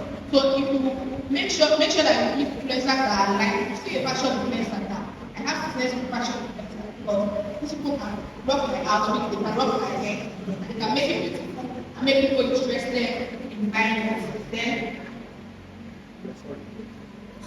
and like I said, example of influencers, we have lots of Funke Akindele, Tomike, Ribori King, Adesola Momo, Diary of the Kitchen, provide sell forks, we sell plates, kitchen utensils. You should have business with people that are always posting food content on Instagram, on social media. Because those are the same, when you see spot on their video, like where you get the spot from, or the kind of, oh, I got a beautiful set of spot from, so. That's the tag, and that will bring people to buy from people. And then, benefits of using influencers. You have increased brand awareness. You build trust because if someone comes to my, if I use a big influencer, someone comes to my page, one person sees that big influencer in my page, people will not be asking me for a discount. Not a discount because why would the celebrity be on my page and you're asking me for a discount? Celebrity cannot be on my page for a discount. So that builds trust, that reduces doubt from people's mind when they want to buy things from you. And with time, it still leads to sales, like I said earlier. There's successful cases of people that, if you are a business owner, you can, if you don't have money to afford influencers, you can be an influencer. You can be your, if you are able to build yourself. There are some people that are able to talk easily, they can. If you are someone that is shy, it's a different case entirely. If you are someone that don't like talking, don't know how to face camera, that's a different case. But if you are someone that can talk, you know how to face the camera, you like talking, you can speak to people, you can easily make people love you and convince people to trust you. Then you can be your influencer, and then you can add people because I know as a growing business, it's not easy to take influencers. It's not easy to take influencers because most of them are not cheap, especially now, they are not cheap. But if you can grow your business to an extent where you can now pay for them, you can pay for them. And then there are some businesses that they don't have their face on their page, but they use influencers and they sell steadily. We have examples like Washberry. I don't think I've seen without Washberry before, but they use influencers every time and they are always selling. We have St. Tracy's, okay, she uses influencers and she uses her face, so I think everybody is like influencer. And then we have Chili's. That one is very, very popular. I don't think I've ever seen the owner of Chili's, but every kitchen page or every food blog you see, you always see a Chili's vendor, a Chili's this, a Chili's that. They are always using influencers. They spend so much money, let's not lie, but it gives results because if I want to buy a blender today, the first blender that will come to my head is Chili's. Then if I check the amount at home, I'm not able to afford it right now, then I can go for the launch. But because they are already everywhere, they already have authority, they just started not quite long. There were other blenders before them, but because we were able to make use of influencers, they talk the chat. And people, once you think of blender, a very good blender, the first thing that comes to your head is Chili's. It's not like they are the only one, but because they are always using influencers, they are at the top. So, tips for influencer marketing. Pick the right influencers. Choose those who match your brand and appeal to your target audience. Like I said before, if you are in fashion, pick fashion influencers. If you are in kitchen, like food business, pick kitchen influencers. And then set clear goals. Decide what you want to achieve, like more sales or brand awareness. If you are using some influencers, you might not expect sales immediately. You might just do brand awareness. And there are some influencers that will give you sales immediately. So you must know what you want and choose the one you want. If you want sales, if you want to do this stuff like that, you should know that sales is the one, because when they post you there, they will turn up from there because they have buying power. He or she, they have buying power. So when you're using this stuff, you know that it's sales. So if you don't have the energy or the capacity to take sales, you must not even go there to discover. You have the money and you have the capacity to take sales, you can live there. But when you know that, oh, I don't have the capacity to go and send to people from this club, then you can use the medium ones first or the micro ones first until you have the capacity to use the bigger ones. Build relationship with influencers. Treat them like partners, engage with them genuinely. Don't just pay them and leave them. Try to explain what you want, how you want them to influence your brand. If there are people that, if there are influencers that are convincing enough that when you see their posts that are well convinced, you can tell them to do it the way they want to do it, because there are some influencers that have a tone of speaking to their audience. If you twist the tone, it might not come out well. So you can tell them to do it their way. You know that it's going to give results. They make requirements from people that have used them before. Before you go there, ask people that have used them before. That okay, did you give results? Did you get sales before you use them? And then create authentic content. Let influencers present your brand, their own style, and it will lead to more authentic engagement. Use multiple platforms. Make sure they are active on the platform, not just Instagram, TikTok, WhatsApp. You should have people right from everywhere. And then track the success. Monitor the campaign engagement performance to see what works. You can use multiple influencers, but know what's coming from this one. This sales, what's coming from this person? This sales, am I getting more followers from this person? Am I getting more sales from this person? You should monitor them. And then the challenges we face in Nigeria with influencing marketing, collaborations, and networking. I'll basically say it's trust issues. If you meet someone for the first time and you're telling them about your business, they might not even trust you to buy from you immediately. So you have to collect their contact, relate with them, and gradually they will trust you to buy. Same thing as collaboration. Many people are not trustful in Nigeria, but you have to carefully choose those that you want to collaborate with. And then influencers too. Then that takes me over. I will say, if you have questions, you can ask. Thank you very much, sir.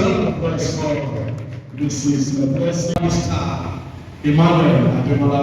Barrister Emmanuel Ademola is the HOD, Department of Accountancy, the Federal Protective Legal. Sir, it interests you to know that Sultana Paul, she is a graduate of the Department of Accountancy, the Federal Protective Legal.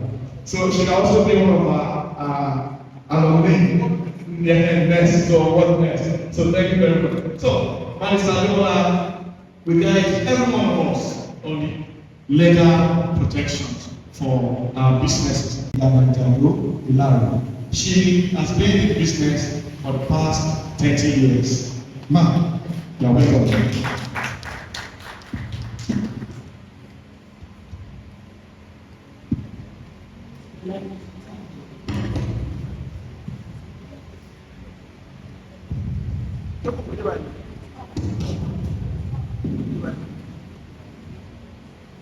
I want to be like this time.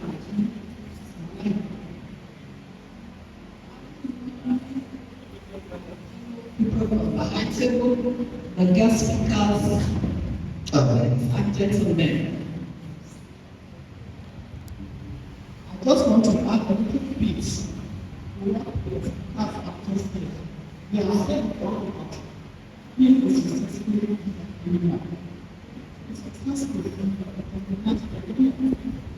determination, you have to get yourself out here. There are two boundaries between a successful entrepreneur. The first is fear, and the second one is being brave. When you have fear on the other side, and on the other side you are brave. The successful brave to be successful like I think I have said it all you need to do is identify what you want to do. You must have flair. Flair means like, love, what you want to do. When you be successful, that thing you want to do, decide it. Then you must like it. When you like it, you put every energy, pressure in it to be a successful entrepreneur. So break away your fear and be brave, and success will be yours. Then secondly, know your customers, know your products, study your products very well. I'll just give you a very small story about how I broke the ultimate cosmetic hygiene branch. I joined in 2019 to 2020. Don't go. It happened that don't go about what. So I think I broke a lot of that year. I broke Nigerian protocol. And without nothing like this, I became a director with all. If I had stayed in my fear, I can never achieve that. I can never achieve that. Within 10 months, others than they are home. But I was always giving excuses to the officers of the party of the order. I always paid my name.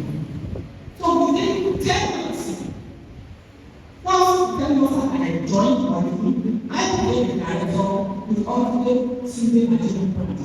There are some people here that are there. Alabama. If now, training of labor is just one time. I make us people give their they stay there. So please, if you want to be a successful entrepreneur, break away from fear, be brave and successful. Yes. Secondly, know your products, study your products, know your customers, be respectful. Be respectful to your customers, know what they need, don't just push them to buy it. If you push product to a customer, maybe not before, you will blame yourself. You are killing your business. Let them know what that product is really all about and respect their opinion. Always respect their opinion. When you don't do that, you will be a failure. So stand upright, break away from fear, stand up, success will be yours. So, like secondly, main constraint of entrepreneurs is cash, that's capital. Capital of investment. You can be an entrepreneur, can be a successful entrepreneur without lying. You know, that's not only that. When I started my business, I didn't start with capital. I started with capital. Just with capital. I was an example of an example. I use as an user. I do my things. But before I love it. That was why I used it to get the results. When I applied that as an entrepreneur, it's a buy. Which I succeeded. So, what of that is by using this. Studying this, not just what I said, I need to like. Woman, tell me. Know your problem, break away from fear. Be brave. You want to be so confident. Know it. I can find anywhere to talk about my products. Anywhere. That was the last one I would say. But originally,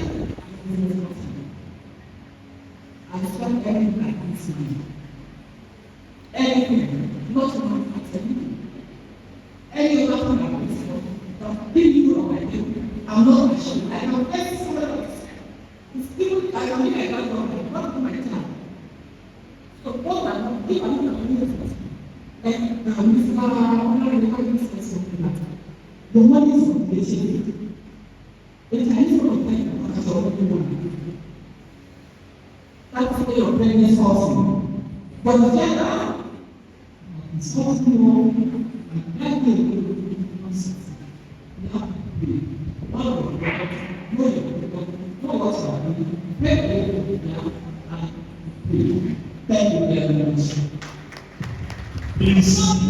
sleep. Like I was saying, yeah, you don't need to have money.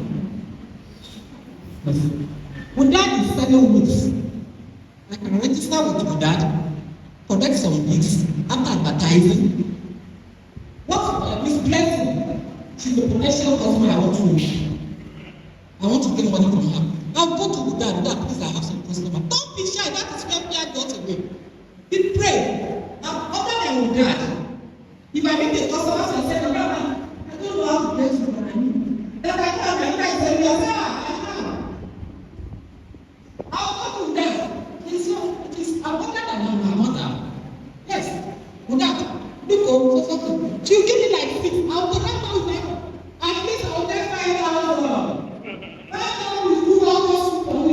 I saw them there. I saw them there. So I don't be afraid. Of the time you can afford a lot of schools. They are not being a child, they are not being poor. They are not being a home. Please, let them do it out on your own today. Please, check this. Check this is fair. Check this is wrong. So let us say, put out the something. Put out to make something. 2,000. Then we buy a 3 gram. This one that comes with like it's not what you want. 3 gram. This one that comes with 2,000 buy for 1 day. Then extra for tea. You get the right way. The family will tell you, all of you tell you in a day. So 2,000, 1,000, people don't talk about that. Make an auction. Please, don't disregard 1 cover, 2 cover. Because 1 cover, 2 cover is what you have to pay and with your parents are doing. Don't do for too much money at once. Like you said, you have to start gradually. Nobody started in 500 bucks or what? 500 bed. The next thing I was forgetting. Because I got 10,000. But you do everything because you have to buy it. You just say I want to buy it. No, you don't do that. You must know what you want to do. Love it, do it with passion, break away from fear, be brave, and success will be yours. Thank you very much. Thank you very much. That is very something fascinating and resonating. That's what I said. That the quality of the ruler house is best known and tested in the mouth of Ella. A round of applause for Alanta Abdulaziz Landa. Thank you very much for sharing the thoughts with us. Thank you very much. Wanafana, Humakana, Adewa. Thank you. Now, the legal protection of business is very key. With all what we have said, we must have legal protection. It is on that note, may I give the microphone to my boss, my benefactor, but a man who introduced me to this event. Not any other person. He is a lawyer, he's an economist, and he's an accountant.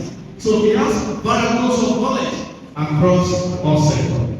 Ladies and gentlemen, I welcome all distinguished Pastor Emmanuel Ademola, PSC Economics, HMD Economics, LLB, PLLB, and accounting.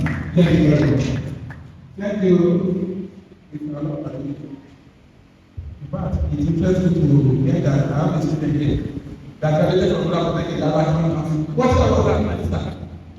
What year? That was 2016. They send you anything? They send you. What was the ending?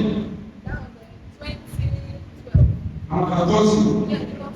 Yeah, Let's make it now. That's giving the plannings. Don't worry. Like the program you are running, I come down. You will be invited. I want to believe that you are. Thank you so much. Actually, I want to comment what is being out in the event. I fully benefited from what you have said. I want to believe that every one of us that are here, we have one business in our mind or the other. Either you like it or not, you have a business, you are nursing, or you are doing present. Maybe you have a bio, and you want to get the bio out. You are thinking of making some regular publicity. It means you are doing business. So you doing that, you must be ready to face the law when you are caught. areas, about 11 points area, where you need to be protected as far as your businesses are concerned. Be it a sole business or partnership, you must be guided by law. You must be protected by what? Law. If that can be done, we are good to go. I tag the legal aspect of entrepreneurship and crucial for ensuring that the business operates within the framework of the law and protects its interest. It means you are the only business must be protected. The customer also must be protected. I mean, your customer must be protected, and you must be protected, and the third party must be protected by law. The first thing you need to know is that this business I want to venture into, should I make a one-man business, which we call a sole proprietorship? Should it be a partnership organization?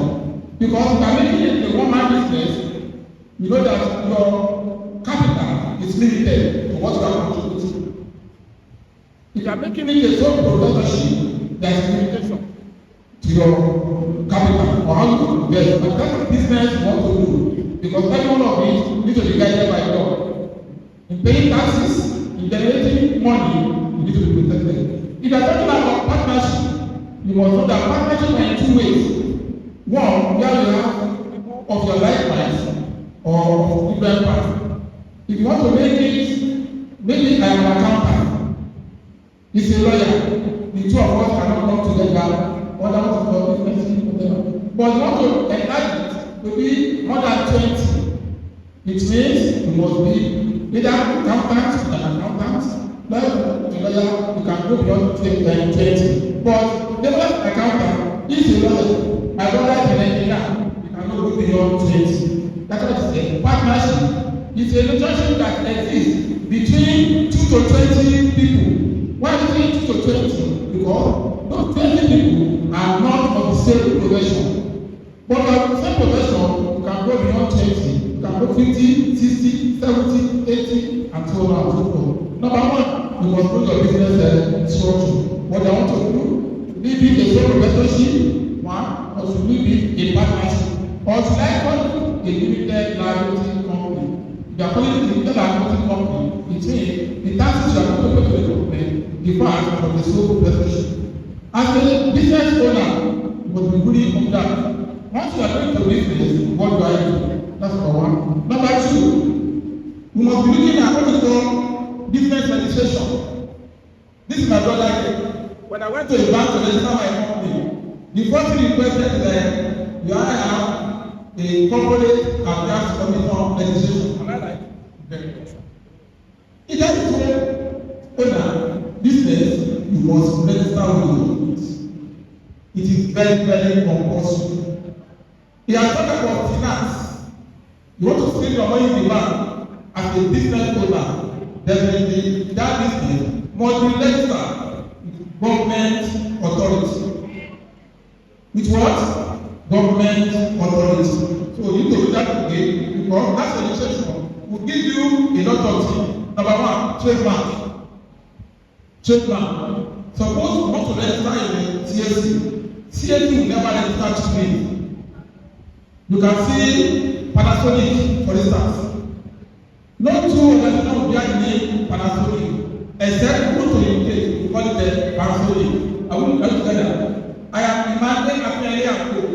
No business again can bear my name because it has been registered. That will give you opportunity, what is called a trademark. Your name will also be protected. Because something intellectual property. No. Intellectual property. This is digging water. This is what? Digging water. You cannot see two digging water. If you see another digging water, then digging water can sue another person that infringe on that organization. So, as a business person, you have what is called intellectual property. You must be able to have a trademark. Your patent must also be registered. Then we have what is called a copyright. A copyright law. Those of us that are in academic area, when we prepare a book, we now say, let me have ISBN. We have what we call a plagiarism test. If that is done, nobody can copy your information again. And then I'm in accounting.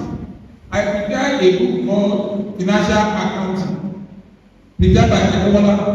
You can never see another financial accounting way.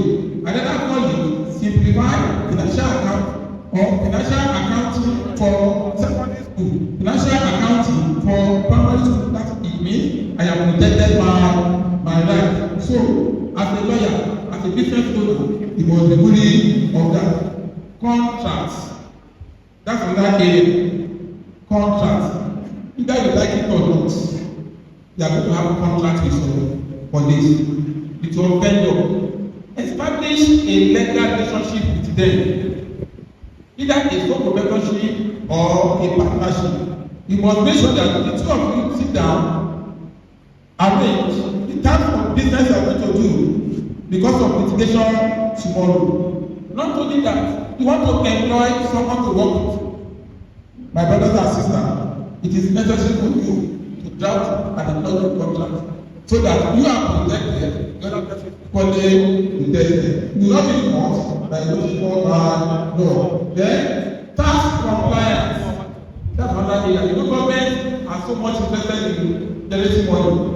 And then if you have to sign it outside, before you know, you from Ghana to the office, they will call you want to collect minimum tax based on judgment. All those money will be paid by this. You must comply with the tax regulation. Otherwise, your business will be sealed up. And you know the implication. When your business is sealed up, it gives you a bad signal to the third party, to your customer. To tell you, it's no money, doesn't pay that. Government has sealed up. Property is selling a fake goods. You must be able to be tax compliant. We are accountants. Before you pay tax to the government will be requested for financial account. You want to know whether you are paying profit or not. Then this accounting practices, you must comply with it. Employ someone that you believe is competent to prepare your financial statement. Your account need to be audited. By a competent chartered accountant. If you improvise, when you don't practice, then you will be dealt with. Number, consumer protection law. You are talking about advertisement law. Advertisement law is very essential. If you want to advertise a product, you must obey that ensure that all marketing and advertising is truthful and not misleading. I want to advertise this water and solve malaria. Not possible. Why I want to sell this big water? I will tell it. This big water is multi-purpose. It can cure headache, diabetes, and so on and so forth. And somebody who bought this water, believing that it's going to cure headache, that means unfortunately it doesn't work. You advertise that product, you are in Wahala. You are in what? Wahala. So you must be able to what is called a financial regulation. That is funding and investments. Entrepreneurs need to raise capital from appropriate quota. Somebody was talking like the other time was talking about what to enter into business. You don't know the type of business you want to enter. Somebody will call you, come and do business. Biscuit selling, bring 20 million, and you invested your 20 million in that money. Brothers and sisters, the money is gone. I remember a few months ago, some of my friends were talking about the MetaMask. Come and invest in MetaMask. I mean, they introduced us to that business because it's big money. They invested in that MetaMask. Unfortunately, the money environmental regulation today. You can't have environmental regulation. You must comply with the environmental law in selling, producing, and distributing. This puts the solution. That's another law that complies with gas Either you like it or not, you will see a letter from a lawyer. They will first warn you. The next thing you see that you are going to be sued to court. That product you are selling, you found that those products are not good. And you believe that has made a lot of money. Your organization can come down to that level. You must be able to make it what is called ADR. Alternative dispute resolution. Not at all time you want to go to court. If you know that you are wrong, call the other party, call them on the round table. What do you want us to do? What do you want us to do? Not everything, let's go to court, let's go to court. When you get to the court, you are not the person that goes to decide the case. The person who is going to decide the case, you may be wrong, you may be guilty. Make sure that you make use of what is called the dispute resolution system. At the same time, you are talking about cyber security. When Mr. Sheriff was talking about internet entrepreneurship, I was thinking that we should talk about an area where that digital entrepreneurship is deficient. He said, you can be in Lagos and advertise my product that I will not choose within my digital will not go beyond Lagos.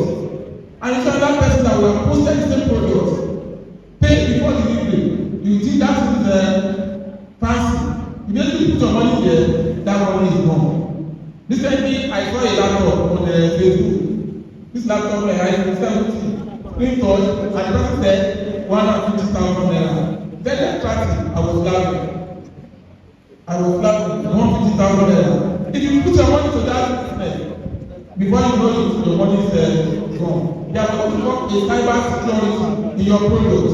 When you are dealing with such a area, given that this is the digital entrepreneurship, you must make sure that you have what is cyber security. That also, you also have to see to your business system, your business system. With all these 11 points, I want to assure you that you thrive as a business owner. Entrepreneurship, you make it. You want to deal with digital, business management, sales manager. The sales manager said he read statistics. Today, talking about sales.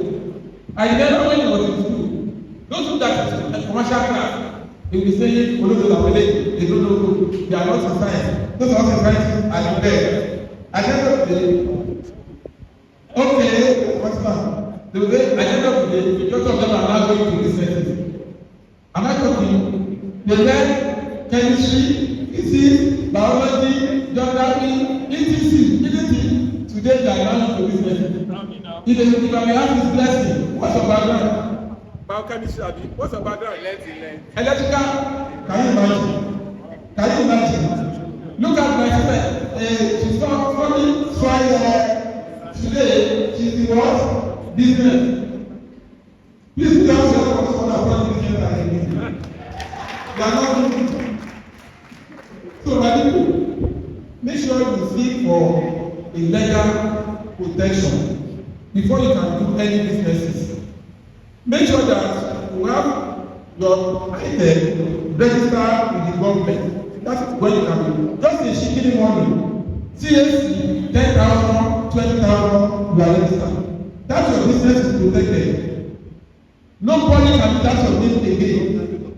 No one can do what? Do that your money, your name again. And I will believe, again, you will be happy. Thanks so much. Well, I will, Mr.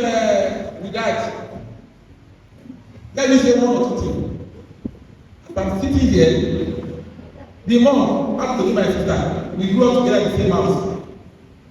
The work I am doing today, the dad give that job to me. Listen, the work I'm doing today, the dad give that job to me. The mom, we are in the same family, we grew up together. I know her very well. I'm very, very happy for what she's doing. She started listening. When she told me that, when she got home, and I told her, come to school, come on, this is my daughter. Not that I'm going to tell you. I told her, come and see my daughter, where I can answer your question. One thing is to go to school. Another thing is to have the knowledge of what to do. The first is to have interest. You must have interest in what you wish to do. Not that because Malik is working in the banking sector, I want to go and go my bank. He may be making money more than I do. I will making that money, but I cannot work in the banking sector because I don't have passion for it. She has passion for this beauty, whatever. That school she went to in Funab, I know for her to be counted among those that have gone as required certificates. My prayer is that God Almighty will reach higher after this time. At the same time, remember the daughter, not the son, of who you know, and God bless you.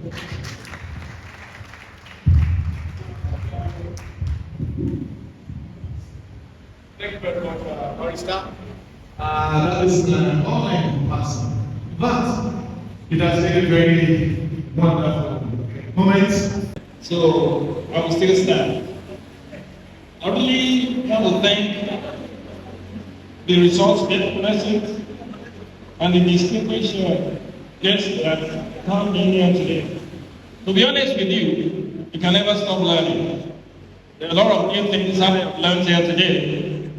And I hope everyone that's here has learned something. I'm sure you have taken something. You're going to take something away from here. I want to take I want to take liberty of adding something to this thing. If you start small, I think we should have in the middle, prepare to fail, and then you go strong. I'll give you a quick story. I wanted to start a business many years back, and I went to a friend. I was into technology. I went to a friend that needed some money. The guy didn't ask me too many questions. How much do I need? I said, blah, blah, blah. So he borrowed the money too, and I started the business. After a while, I didn't get good feedback. The business basically failed. Why? Because I didn't prepare to fail. I didn't prepare myself that this business actually can fail. I didn't understand the business very well. It was technology, and at that time, people don't pay for technology. People don't understand technology as it was, as it is today. So I went back to the same guy.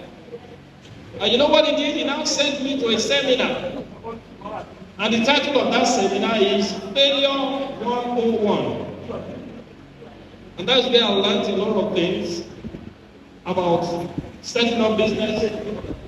So what I'm trying to say here is, if you're not prepared to fail, don't go into business. Because that fear of failure is what's going to drive you to succeed, to grow and be strong. So I want to urge you guys, the opportunities out there is tremendous. The population of Nigeria is going to be the 5th largest in the world by the year 2025. We're going to be, 2035. So there is huge numbers. We have not even scratched the surface. And the only way you can do it in this kind of environment is the business to sell. It's the business of sell. Everybody that is here, they all have their college degrees, but they're doing business. I urge you, get into business. There is no small business. The numbers are out there. Go out there and capture. Another story I will tell you. I used to live in Shagari Estate in Lagos. And I always drive by one local woman. She sells moi. She sells two prices, 200 naira and 400 naira. We always line up every night. I always see the large crowd. I went and talked to the mom. By 8 p.m., 8:30, she already finished selling. And I asked, how many do you sell in a day? She said about 500.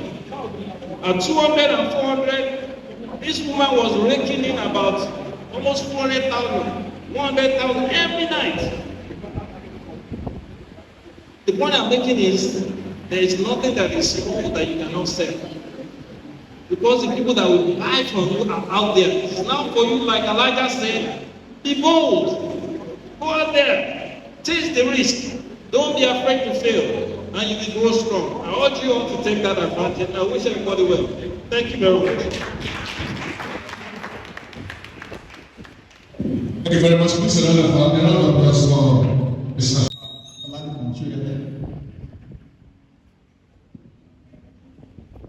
Good afternoon, everyone. Good afternoon, everyone. We learned a lot on this program today, very impactful.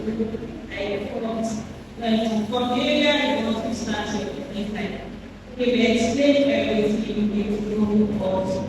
So don't make sure that you put yourself out there, show your business to your audience. Don't be putting yourself out there, post content online, and you start smart, then you go strong. So then you want to have somebody you look up to, who is your mentor, what you look up to.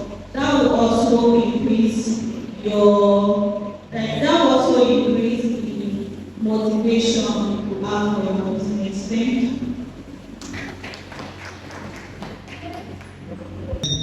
Firstly, introduce yourself. If you have a business, you can start as the CEO of one of the business. The person you intend to answer your question, just point at that person, and the person answer your question. And not only that, I also have another coach here, Miss Alimi Aminat, the sales lady. She's here too. She's a coach and a business owner. She can also assist us in answering some of the questions. Please, thank you very much for your phone. You're welcome. Greetings to everyone seated here, starting from the men at the high table and our resources. You are welcome. Yeah, my question is to the entrepreneur that discuss the issue of e-commerce. I want to remind him, he promised to give the tools that is meant to succeed in e-commerce. So I want to remind you to say it so that people will take notes. Mention hashtag and all of that, but I think there has to be explicit somewhere. Okay, thank you very much.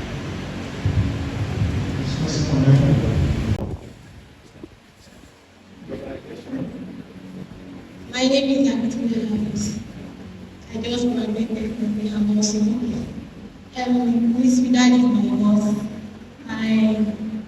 A couple years back, let's say 2 years, I saw a video of one of my friends, and I initially just like her. And later on, I learned that she has a shop and she runs an hair business. She does makeup, she does different things too. So basically, she's one of the reasons why I'm here today. So my question is this: as a graduate, I make this joke about being unemployed, and basically, what I want to ask that it has not been easy now being in the real world, knowing that you have to struggle, you have to do things without connections, without networks, and everything that I've heard here today has basically been about networking, putting yourself out there, trying to know people, trying to meet people. But there are some of us that don't have that privilege of, so many people might want to be here today but can't come here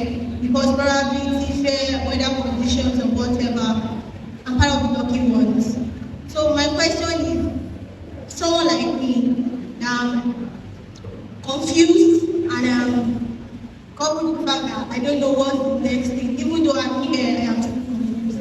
What is the advice that I can get from you guys here, from our daddies and mommies? What is the advice that we can get to graduates like us that are just leaving school and have absolutely no idea of where next to start from?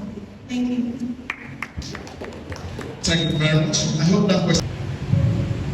Good day, everyone. My name is Shay. Please, I want you to answer this, my question. What is and prospect? What is the difference between lead and prospect? Because people use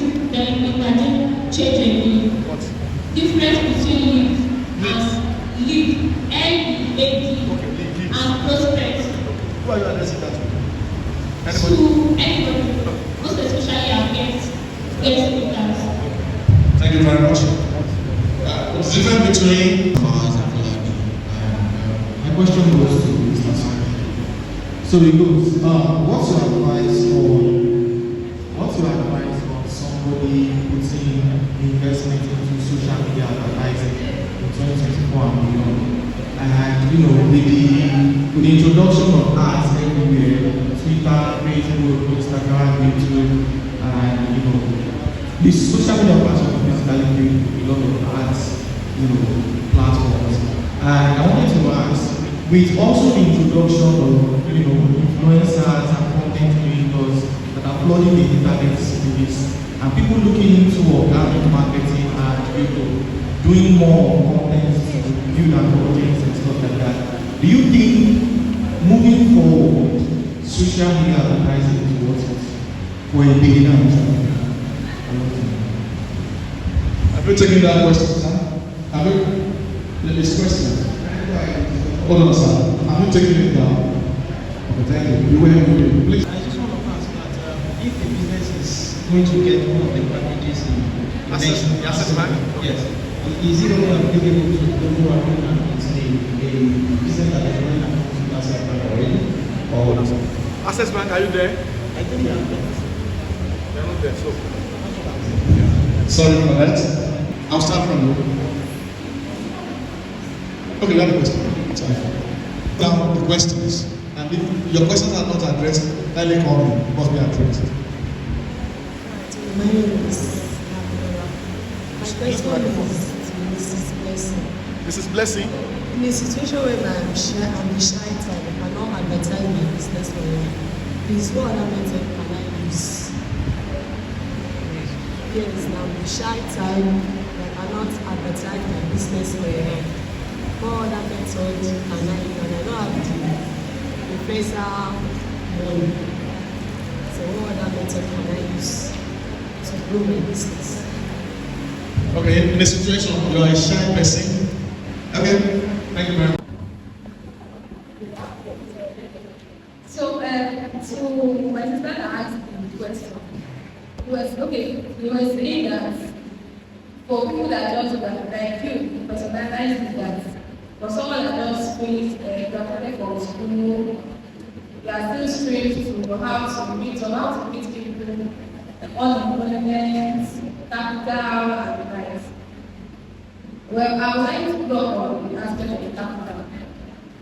For instance, as a young graduate, you should have what you want to be in mind. Okay, I don't want to get employed. I don't want to discover myself with thinking of business or whatever. I don't want to get employed, go to 9 a.m., close 5 p.m., and every other thing my boss will think about it. So you have to know whether you want to be employed or you want to start a business. But for that aspect of the business is where I really want to come in. Because I know the major problem of everybody these days is capital. When I started my business, I had no capital. But because I was able to use the internet, social media, I was very, very familiar with social media. And I think social media these days is bringing more. There's money in your online space, actually. There's a lot of money in your online space. If I have my shop in Lagos, and I'm not bothered, I'm not going to the online space, it means that I am limiting myself to people that are in Lagos, especially passers-by and people that are, there's a shop in Allen. I'm limiting myself to that place. But if I want to go into the online space, it means that I want to connect with people in Texas, I want to connect with people in Kaduna, I want to connect with people in Ghana, all over the world. So you have to have at the back of your mind, okay, do I want to go for employment or I want to start a business? And for the business, capital is the main. So let me use myself as an example. Then there was no capital. But because I was very familiar with social media, I started with getting pictures of products. I can't even imagine that I'm the one saying all this because, well, that's my goal. So if you have business in mind and you want to go into that, Any of us don't have people that we can look forward to.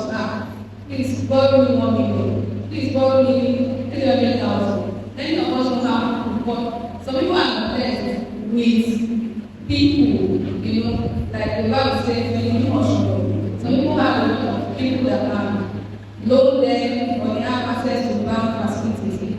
But if you know that, like this, our topic for today, they are starting smart and they are going strong. You just need to know that you want to use the social media. I don't know how you want to get money because you need to learn. Every day we learn and we learn. So I use the social media. Then I was posting pictures. People would just see the pictures. Oh, and I was very, very good at marketing. This material is very good. It's good for your skin type. It's not transparent. As my own kind of line. And the white garments, some people don't like it transparent, some people like it transparent. So you need to let them know what do you want. Okay, I have what you want. So people started, and you have to have integrity. Let people know that she said that clothes is transparent. Oh, my transparent. So from there, people trust you with their money. And the kind of person you are matters a lot. If you are a kind of person that when you say yes, they will read no.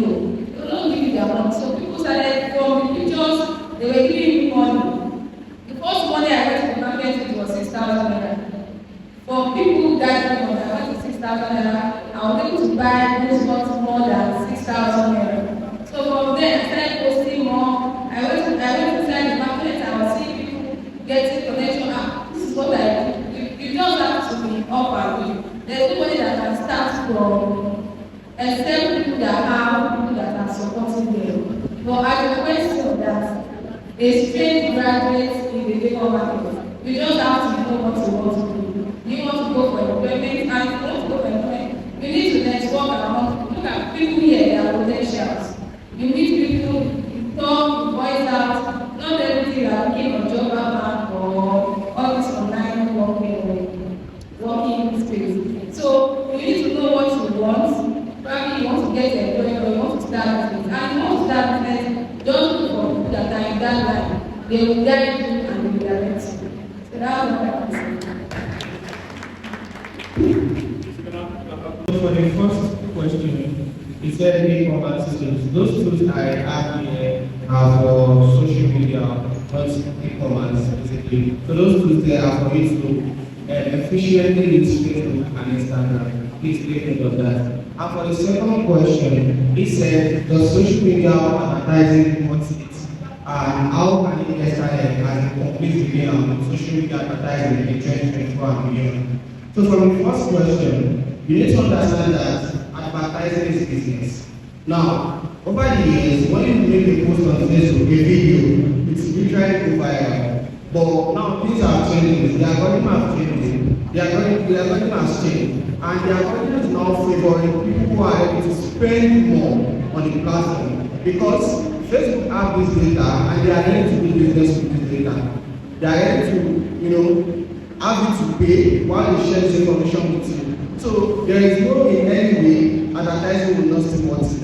Because trust me, organic is dying right now. And the only way you can grow a business and scale is through advertising.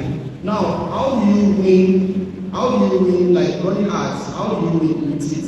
You need to leverage user-generated content. As she was saying that when a lot of influencers create video for Gucci links. Now, when this influencer create video for Gucci links, they are literally using Gucci links to create content. So potential buyers will see it and be like, oh, wow, she was able to use this leather to do this and to do this, and she was able to give a review. So when you use those kind of content to run ads, you will get better results with your ads than when you are just introducing the product basically, which will make your ads to be much more cost. So you need to make sure you strategize your campaign very well to get a better result from it. Because the platform itself, which is Facebook and Instagram, will only help you to push your content to more people. Now the strategy behind your content will now determine if you're going to get the result or not. But trust me, till the social media space doesn't exist anymore, online advertising is still worth it. Trust me, just have that. Except if online business is not what existing anymore. So that's just it. And for the other question, okay, they said, how do we select the right hashtag for our post on Instagram? Okay, good. Now, the day before yesterday, I think that was October 1st, it was Independence Day. Now, if you have a post for that particular day, what are the right hashtags to use? You want to use hashtag independence because those are the things that people are watching at the moment. Change it now. Now that's for hashtag based on moments. Probably Black Friday, Tech Monday, Happy New Year. Now let's say it's a random way. How do you select hashtag? You can use hashtagify. Hashtagify is a tool that helps you to identify the hashtag you want to use for your business. So that will just generate the hashtag for you and you can just use it. Or if you are very good with hashtag, you can just use the suggestion tool on Facebook. So when you are about to post, Facebook will suggest hashtags for you based on your previous content. It's not based on the previous hashtags you used.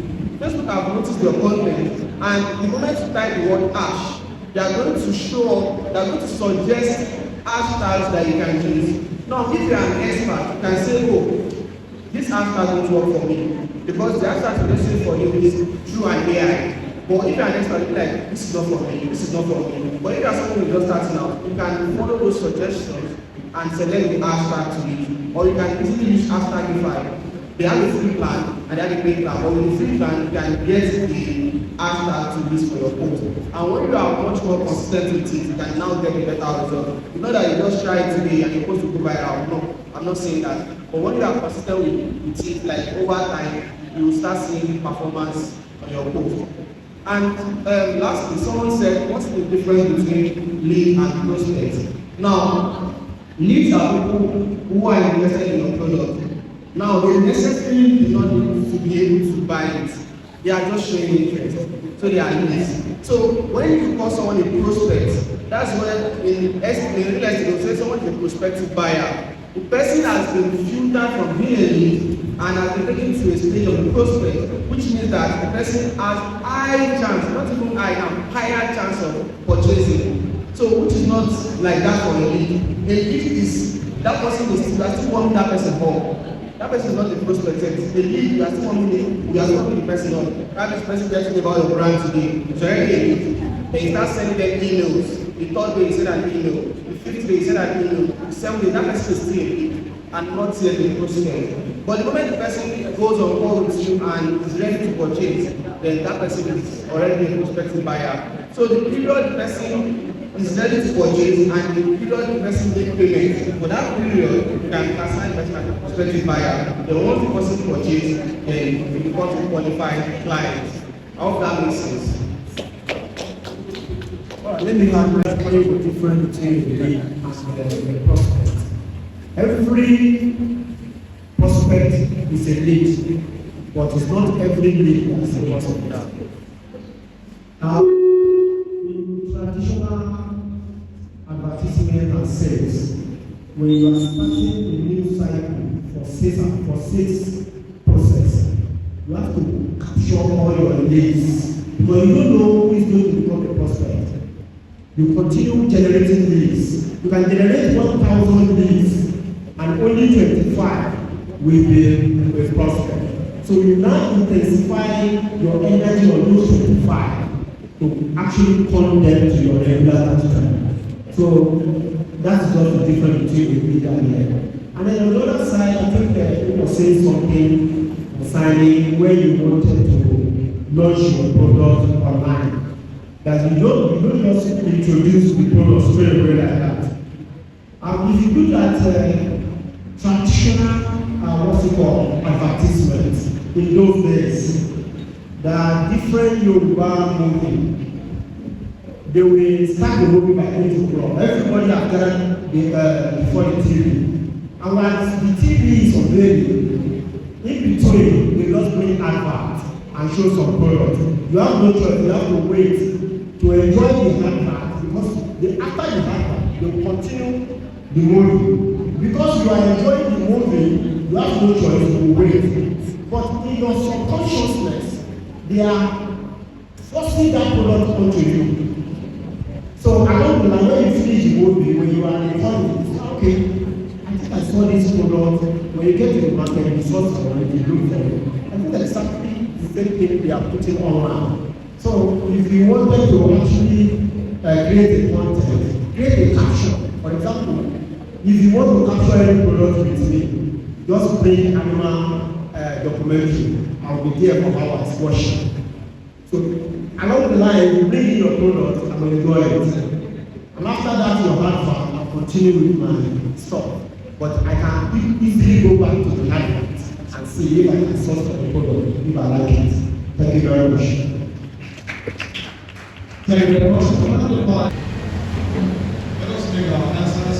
Yes, you were asking about that you are someone that doesn't like to show your face on social media, and you don't have enough money to use influencers. Okay, in that case, you will have to network, like meet people, go out with people. Aside meeting people, you can print flyers or cards of your business. When you meet people on the way, like when I'm walking on the way now, if I see someone that I know that can purchase, or someone that can purchase my hair, I know someone that can purchase my hair, I know someone that can purchase my hair. When I see someone that can purchase my hair, I will walk up to the person and talk to the person. Okay, this is my part. Sometimes I like to wear my clothes and someone can see me on the ground and like, I like your hair. And when you get it home, I sell. And okay, give me your Instagram page, give me your WhatsApp number, and that's it. So either you wear it yourself or someone does it for you. You can also meet your friends. You know someone that you can give the wigs or whatever you sell to your friend that, okay, help me make a video, please. Make a video of you using the product and post it on my page. That's you using people around you. You cannot even afford influencers. So with time, that's just a slow way of actually either running ads or collaborating and still using influencers. So since you are starting, you are just starting, you can start now. But with time when you make money, I will advise you to still show your face, because nowadays ads and content work together, they work hand in hand. If you are just running ads and you are not showing your face, people will easily buy from people that someone that is showing their face and someone that is not showing their face, except you are willing to spend a lot of money. So that's it. Thank you. You have someone that comes before I can give you a loan, right? Did I get the question? Yes. Sorry? He was mentioning some other things, not more than other than those. I was saying that, was I a customer? Oh, that question is just as if asking me, do you have to be pregnant to have a baby?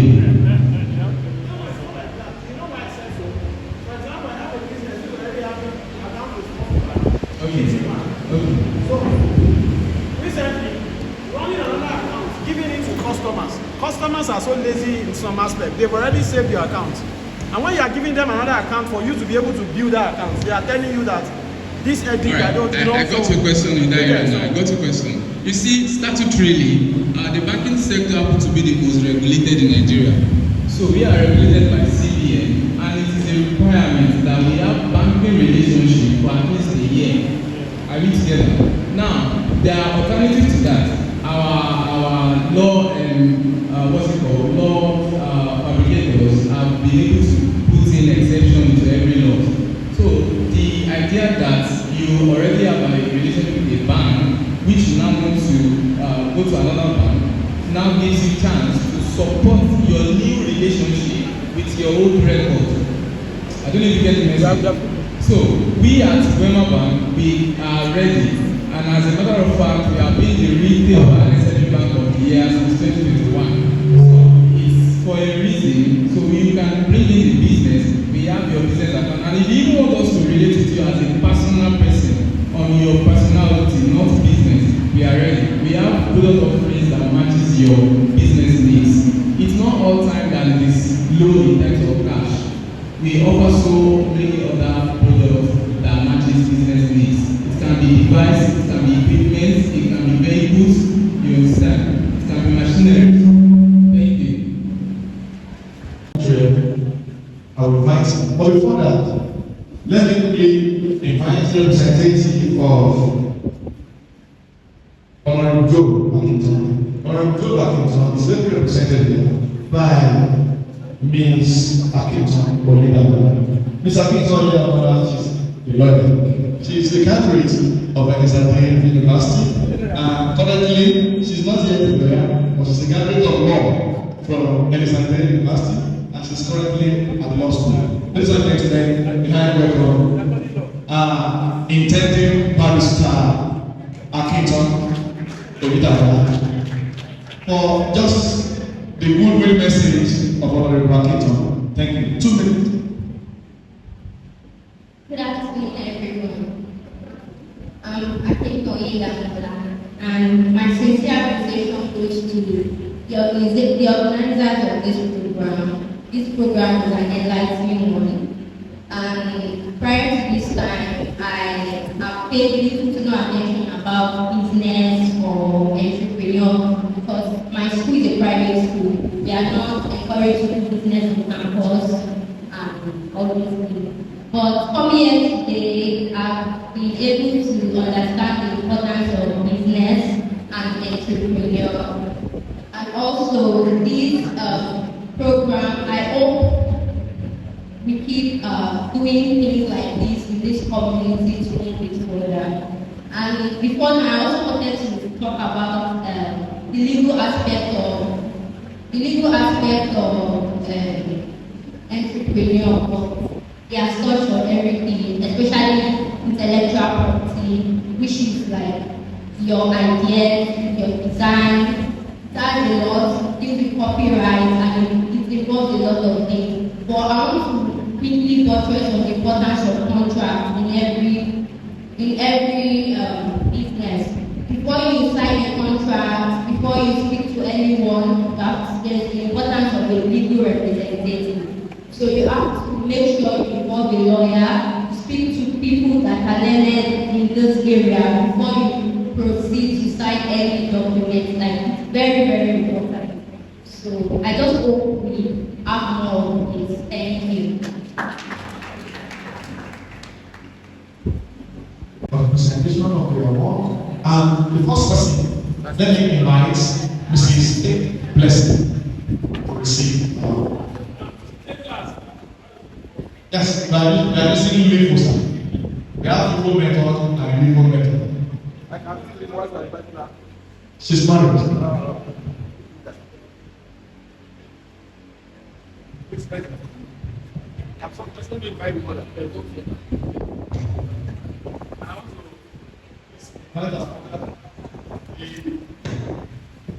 Hello, please let me invite Mrs. ADEWUNMI from London, Alabama, to join in the presentation of this award. Thank you very much.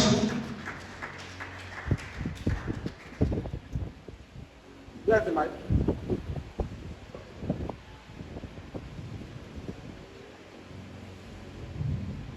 Madam Blessing, Adam before. Am I right? I'm not very well. But we have to start.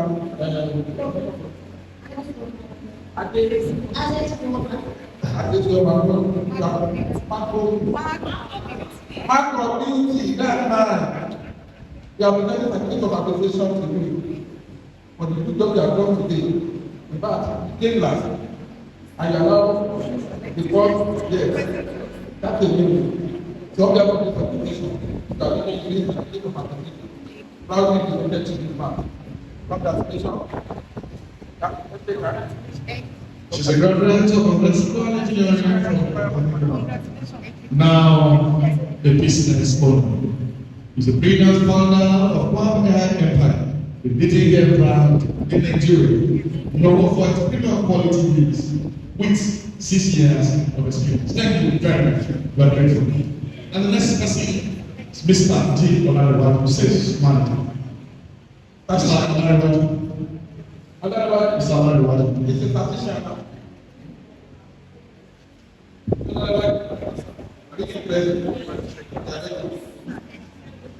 You want to do I also want to do that. You are the best. Thank you.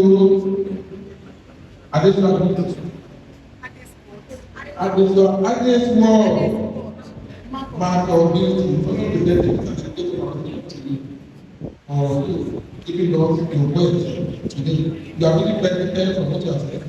How I would love to become a great manager. That's what we should Thank you very much. Mr. Baker, is a proactive. As the regional sales manager at Dangote Industry Limited, excelling in various aspects of sales and marketing. His versatile and innovation approach to management and processes. Thank you very much for sharing the weight of knowledge and experience with us. Welcome. And the next person is no any other person than Mrs. E. Oluwaseyi, business management, also known as Sultana Boss. So, please a round of applause for Sultana Boss. She has promised me a brand new Sultana here today. Thank you very much for that gift.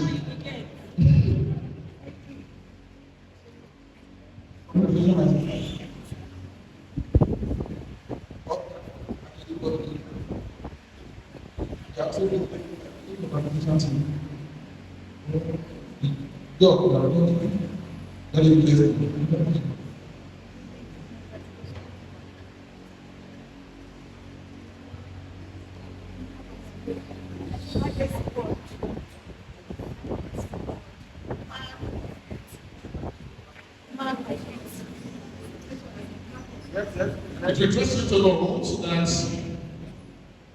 Mrs. Oluwaseyi, an expert swiss with deep knowledge of virus, Oluwaseyi has structured a sustainable business model that combats unemployment and provides financial interdependence. She has also leveraged digital platform for training, equipping thousands with skills to thrive in fashion business. With a higher national diploma in accountancy from the Federal Polytechnic Lab. Mrs. Oluwaseyi has gained global recognition for revolutionizing the local fashion industry, especially in sultanas and accessories. Known for her creativity and excellent customer service, she continues to be a leading figure in fashion and youth empowerment. Thank you very much. Last but not the least, trying to gender sensitive. Female comes and male comes last. Please identify me, Mr. Master Sherry signing digital entrepreneur.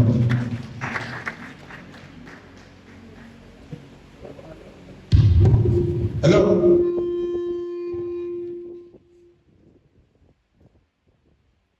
Master Sonny Sherry, congratulations. I will collect your contact after the meeting today. I want to deal with that different from online. I don't even watch out very well. Congratulations on your meeting. I want to do. Thank you very much. Congratulations. It will interest you to note that Mr. Sonny Sherry is an exceptional digital marketing strategist with nearly a decade of mastery in helping startups and businesses thrive online. As a visionary founder of digital marketing labs, he has revolutionized how companies post their online business. Please stand against. Thank you very much. That's the power of my phone. Sorry, sir. Oh my. I don't want to be fired. Sorry, sir. Ladies and gentlemen, behind the scene, behind honorably asked, please, sir, you have to join us.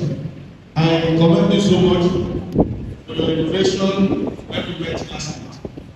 Let us join us together to present this award to Chief Mrs. ADEWUNMI from the call and it is said to know that she is a graduate of political science from the prestigious and premier University of Ghana. Thank you very much. Let's go to please, come on, this presentation is a special one. She is the owner of the organizers of this event. The organizers of this event organize this event for free. It needs to be appreciated. It is my honor to present this award for adding work to Honorable Chief Mrs. ADEWUNMI Alaba.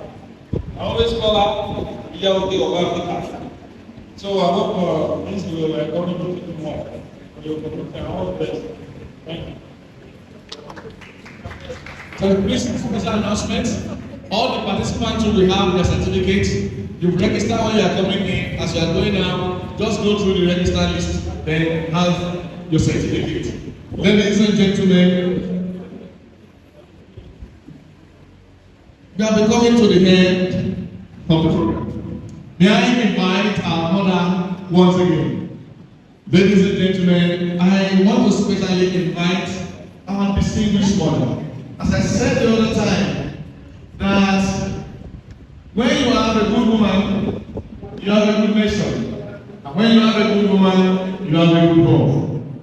It's what we are celebrating here. It is our joy. And it is testament that she is undoubtedly good woman. A graduate of the political science from the premier and the foremost university in Nigeria, University of Ibadan. Ladies and gentlemen, let us continue clapping as I want to especially welcome Mrs. ADEWUNMI Alaba from the call Alabama.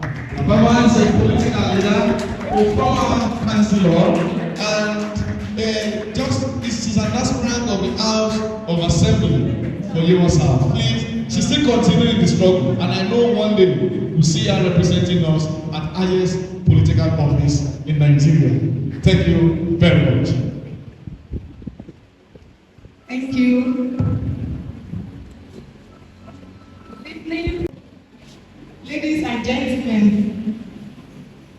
I stand here before you this evening to express our deepest gratitude. Today has been a remarkable gathering, and wouldn't have asked for a better audience. I really appreciate you, especially our speakers. Thanks so much. We really appreciate you. First and foremost, we thank Almighty God for making this event possible and for guiding us throughout every step of the journey. I would like to extend my heartfelt thanks to our esteemed speakers and facilitators. We are incredibly grateful for the knowledge, wisdom, and inspiration you have shared with us. You have provided a wealth of insights, and I am certain each person here is leaving something with something valuable to implement in their businesses and career. To every attendee, your presence here speaks volumes about your commitment to growth and learning. Thank you for taking the time to be here. Thank you for taking your time to be here, for engaging and for supporting this vision. It is our hope that today's seminar has sparked new ideas, opportunities, and connection for you. And lastly, to my daughter,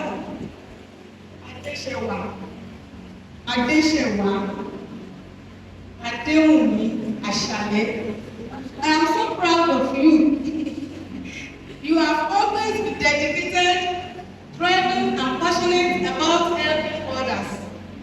Watching you empower fellow entrepreneurs today fills my heart with joy.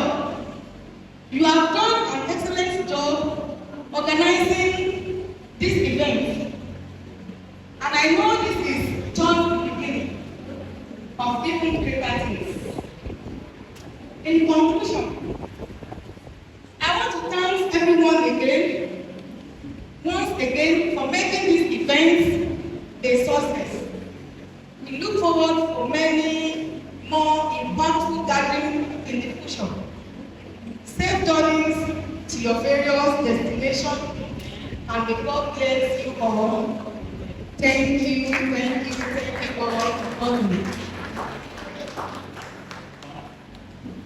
Please, we can do better. Please, we can do better. That is a very powerful, incredible speech. Thank you very much, ma'am. We are grateful. Please, sir, tell you what to drop one video. Come forward to have their number, and they promise that they will continue to mentor you. On that note, I want to specially recognize. Please, that's the link for the e-commerce. Please, you can copy the link or send it.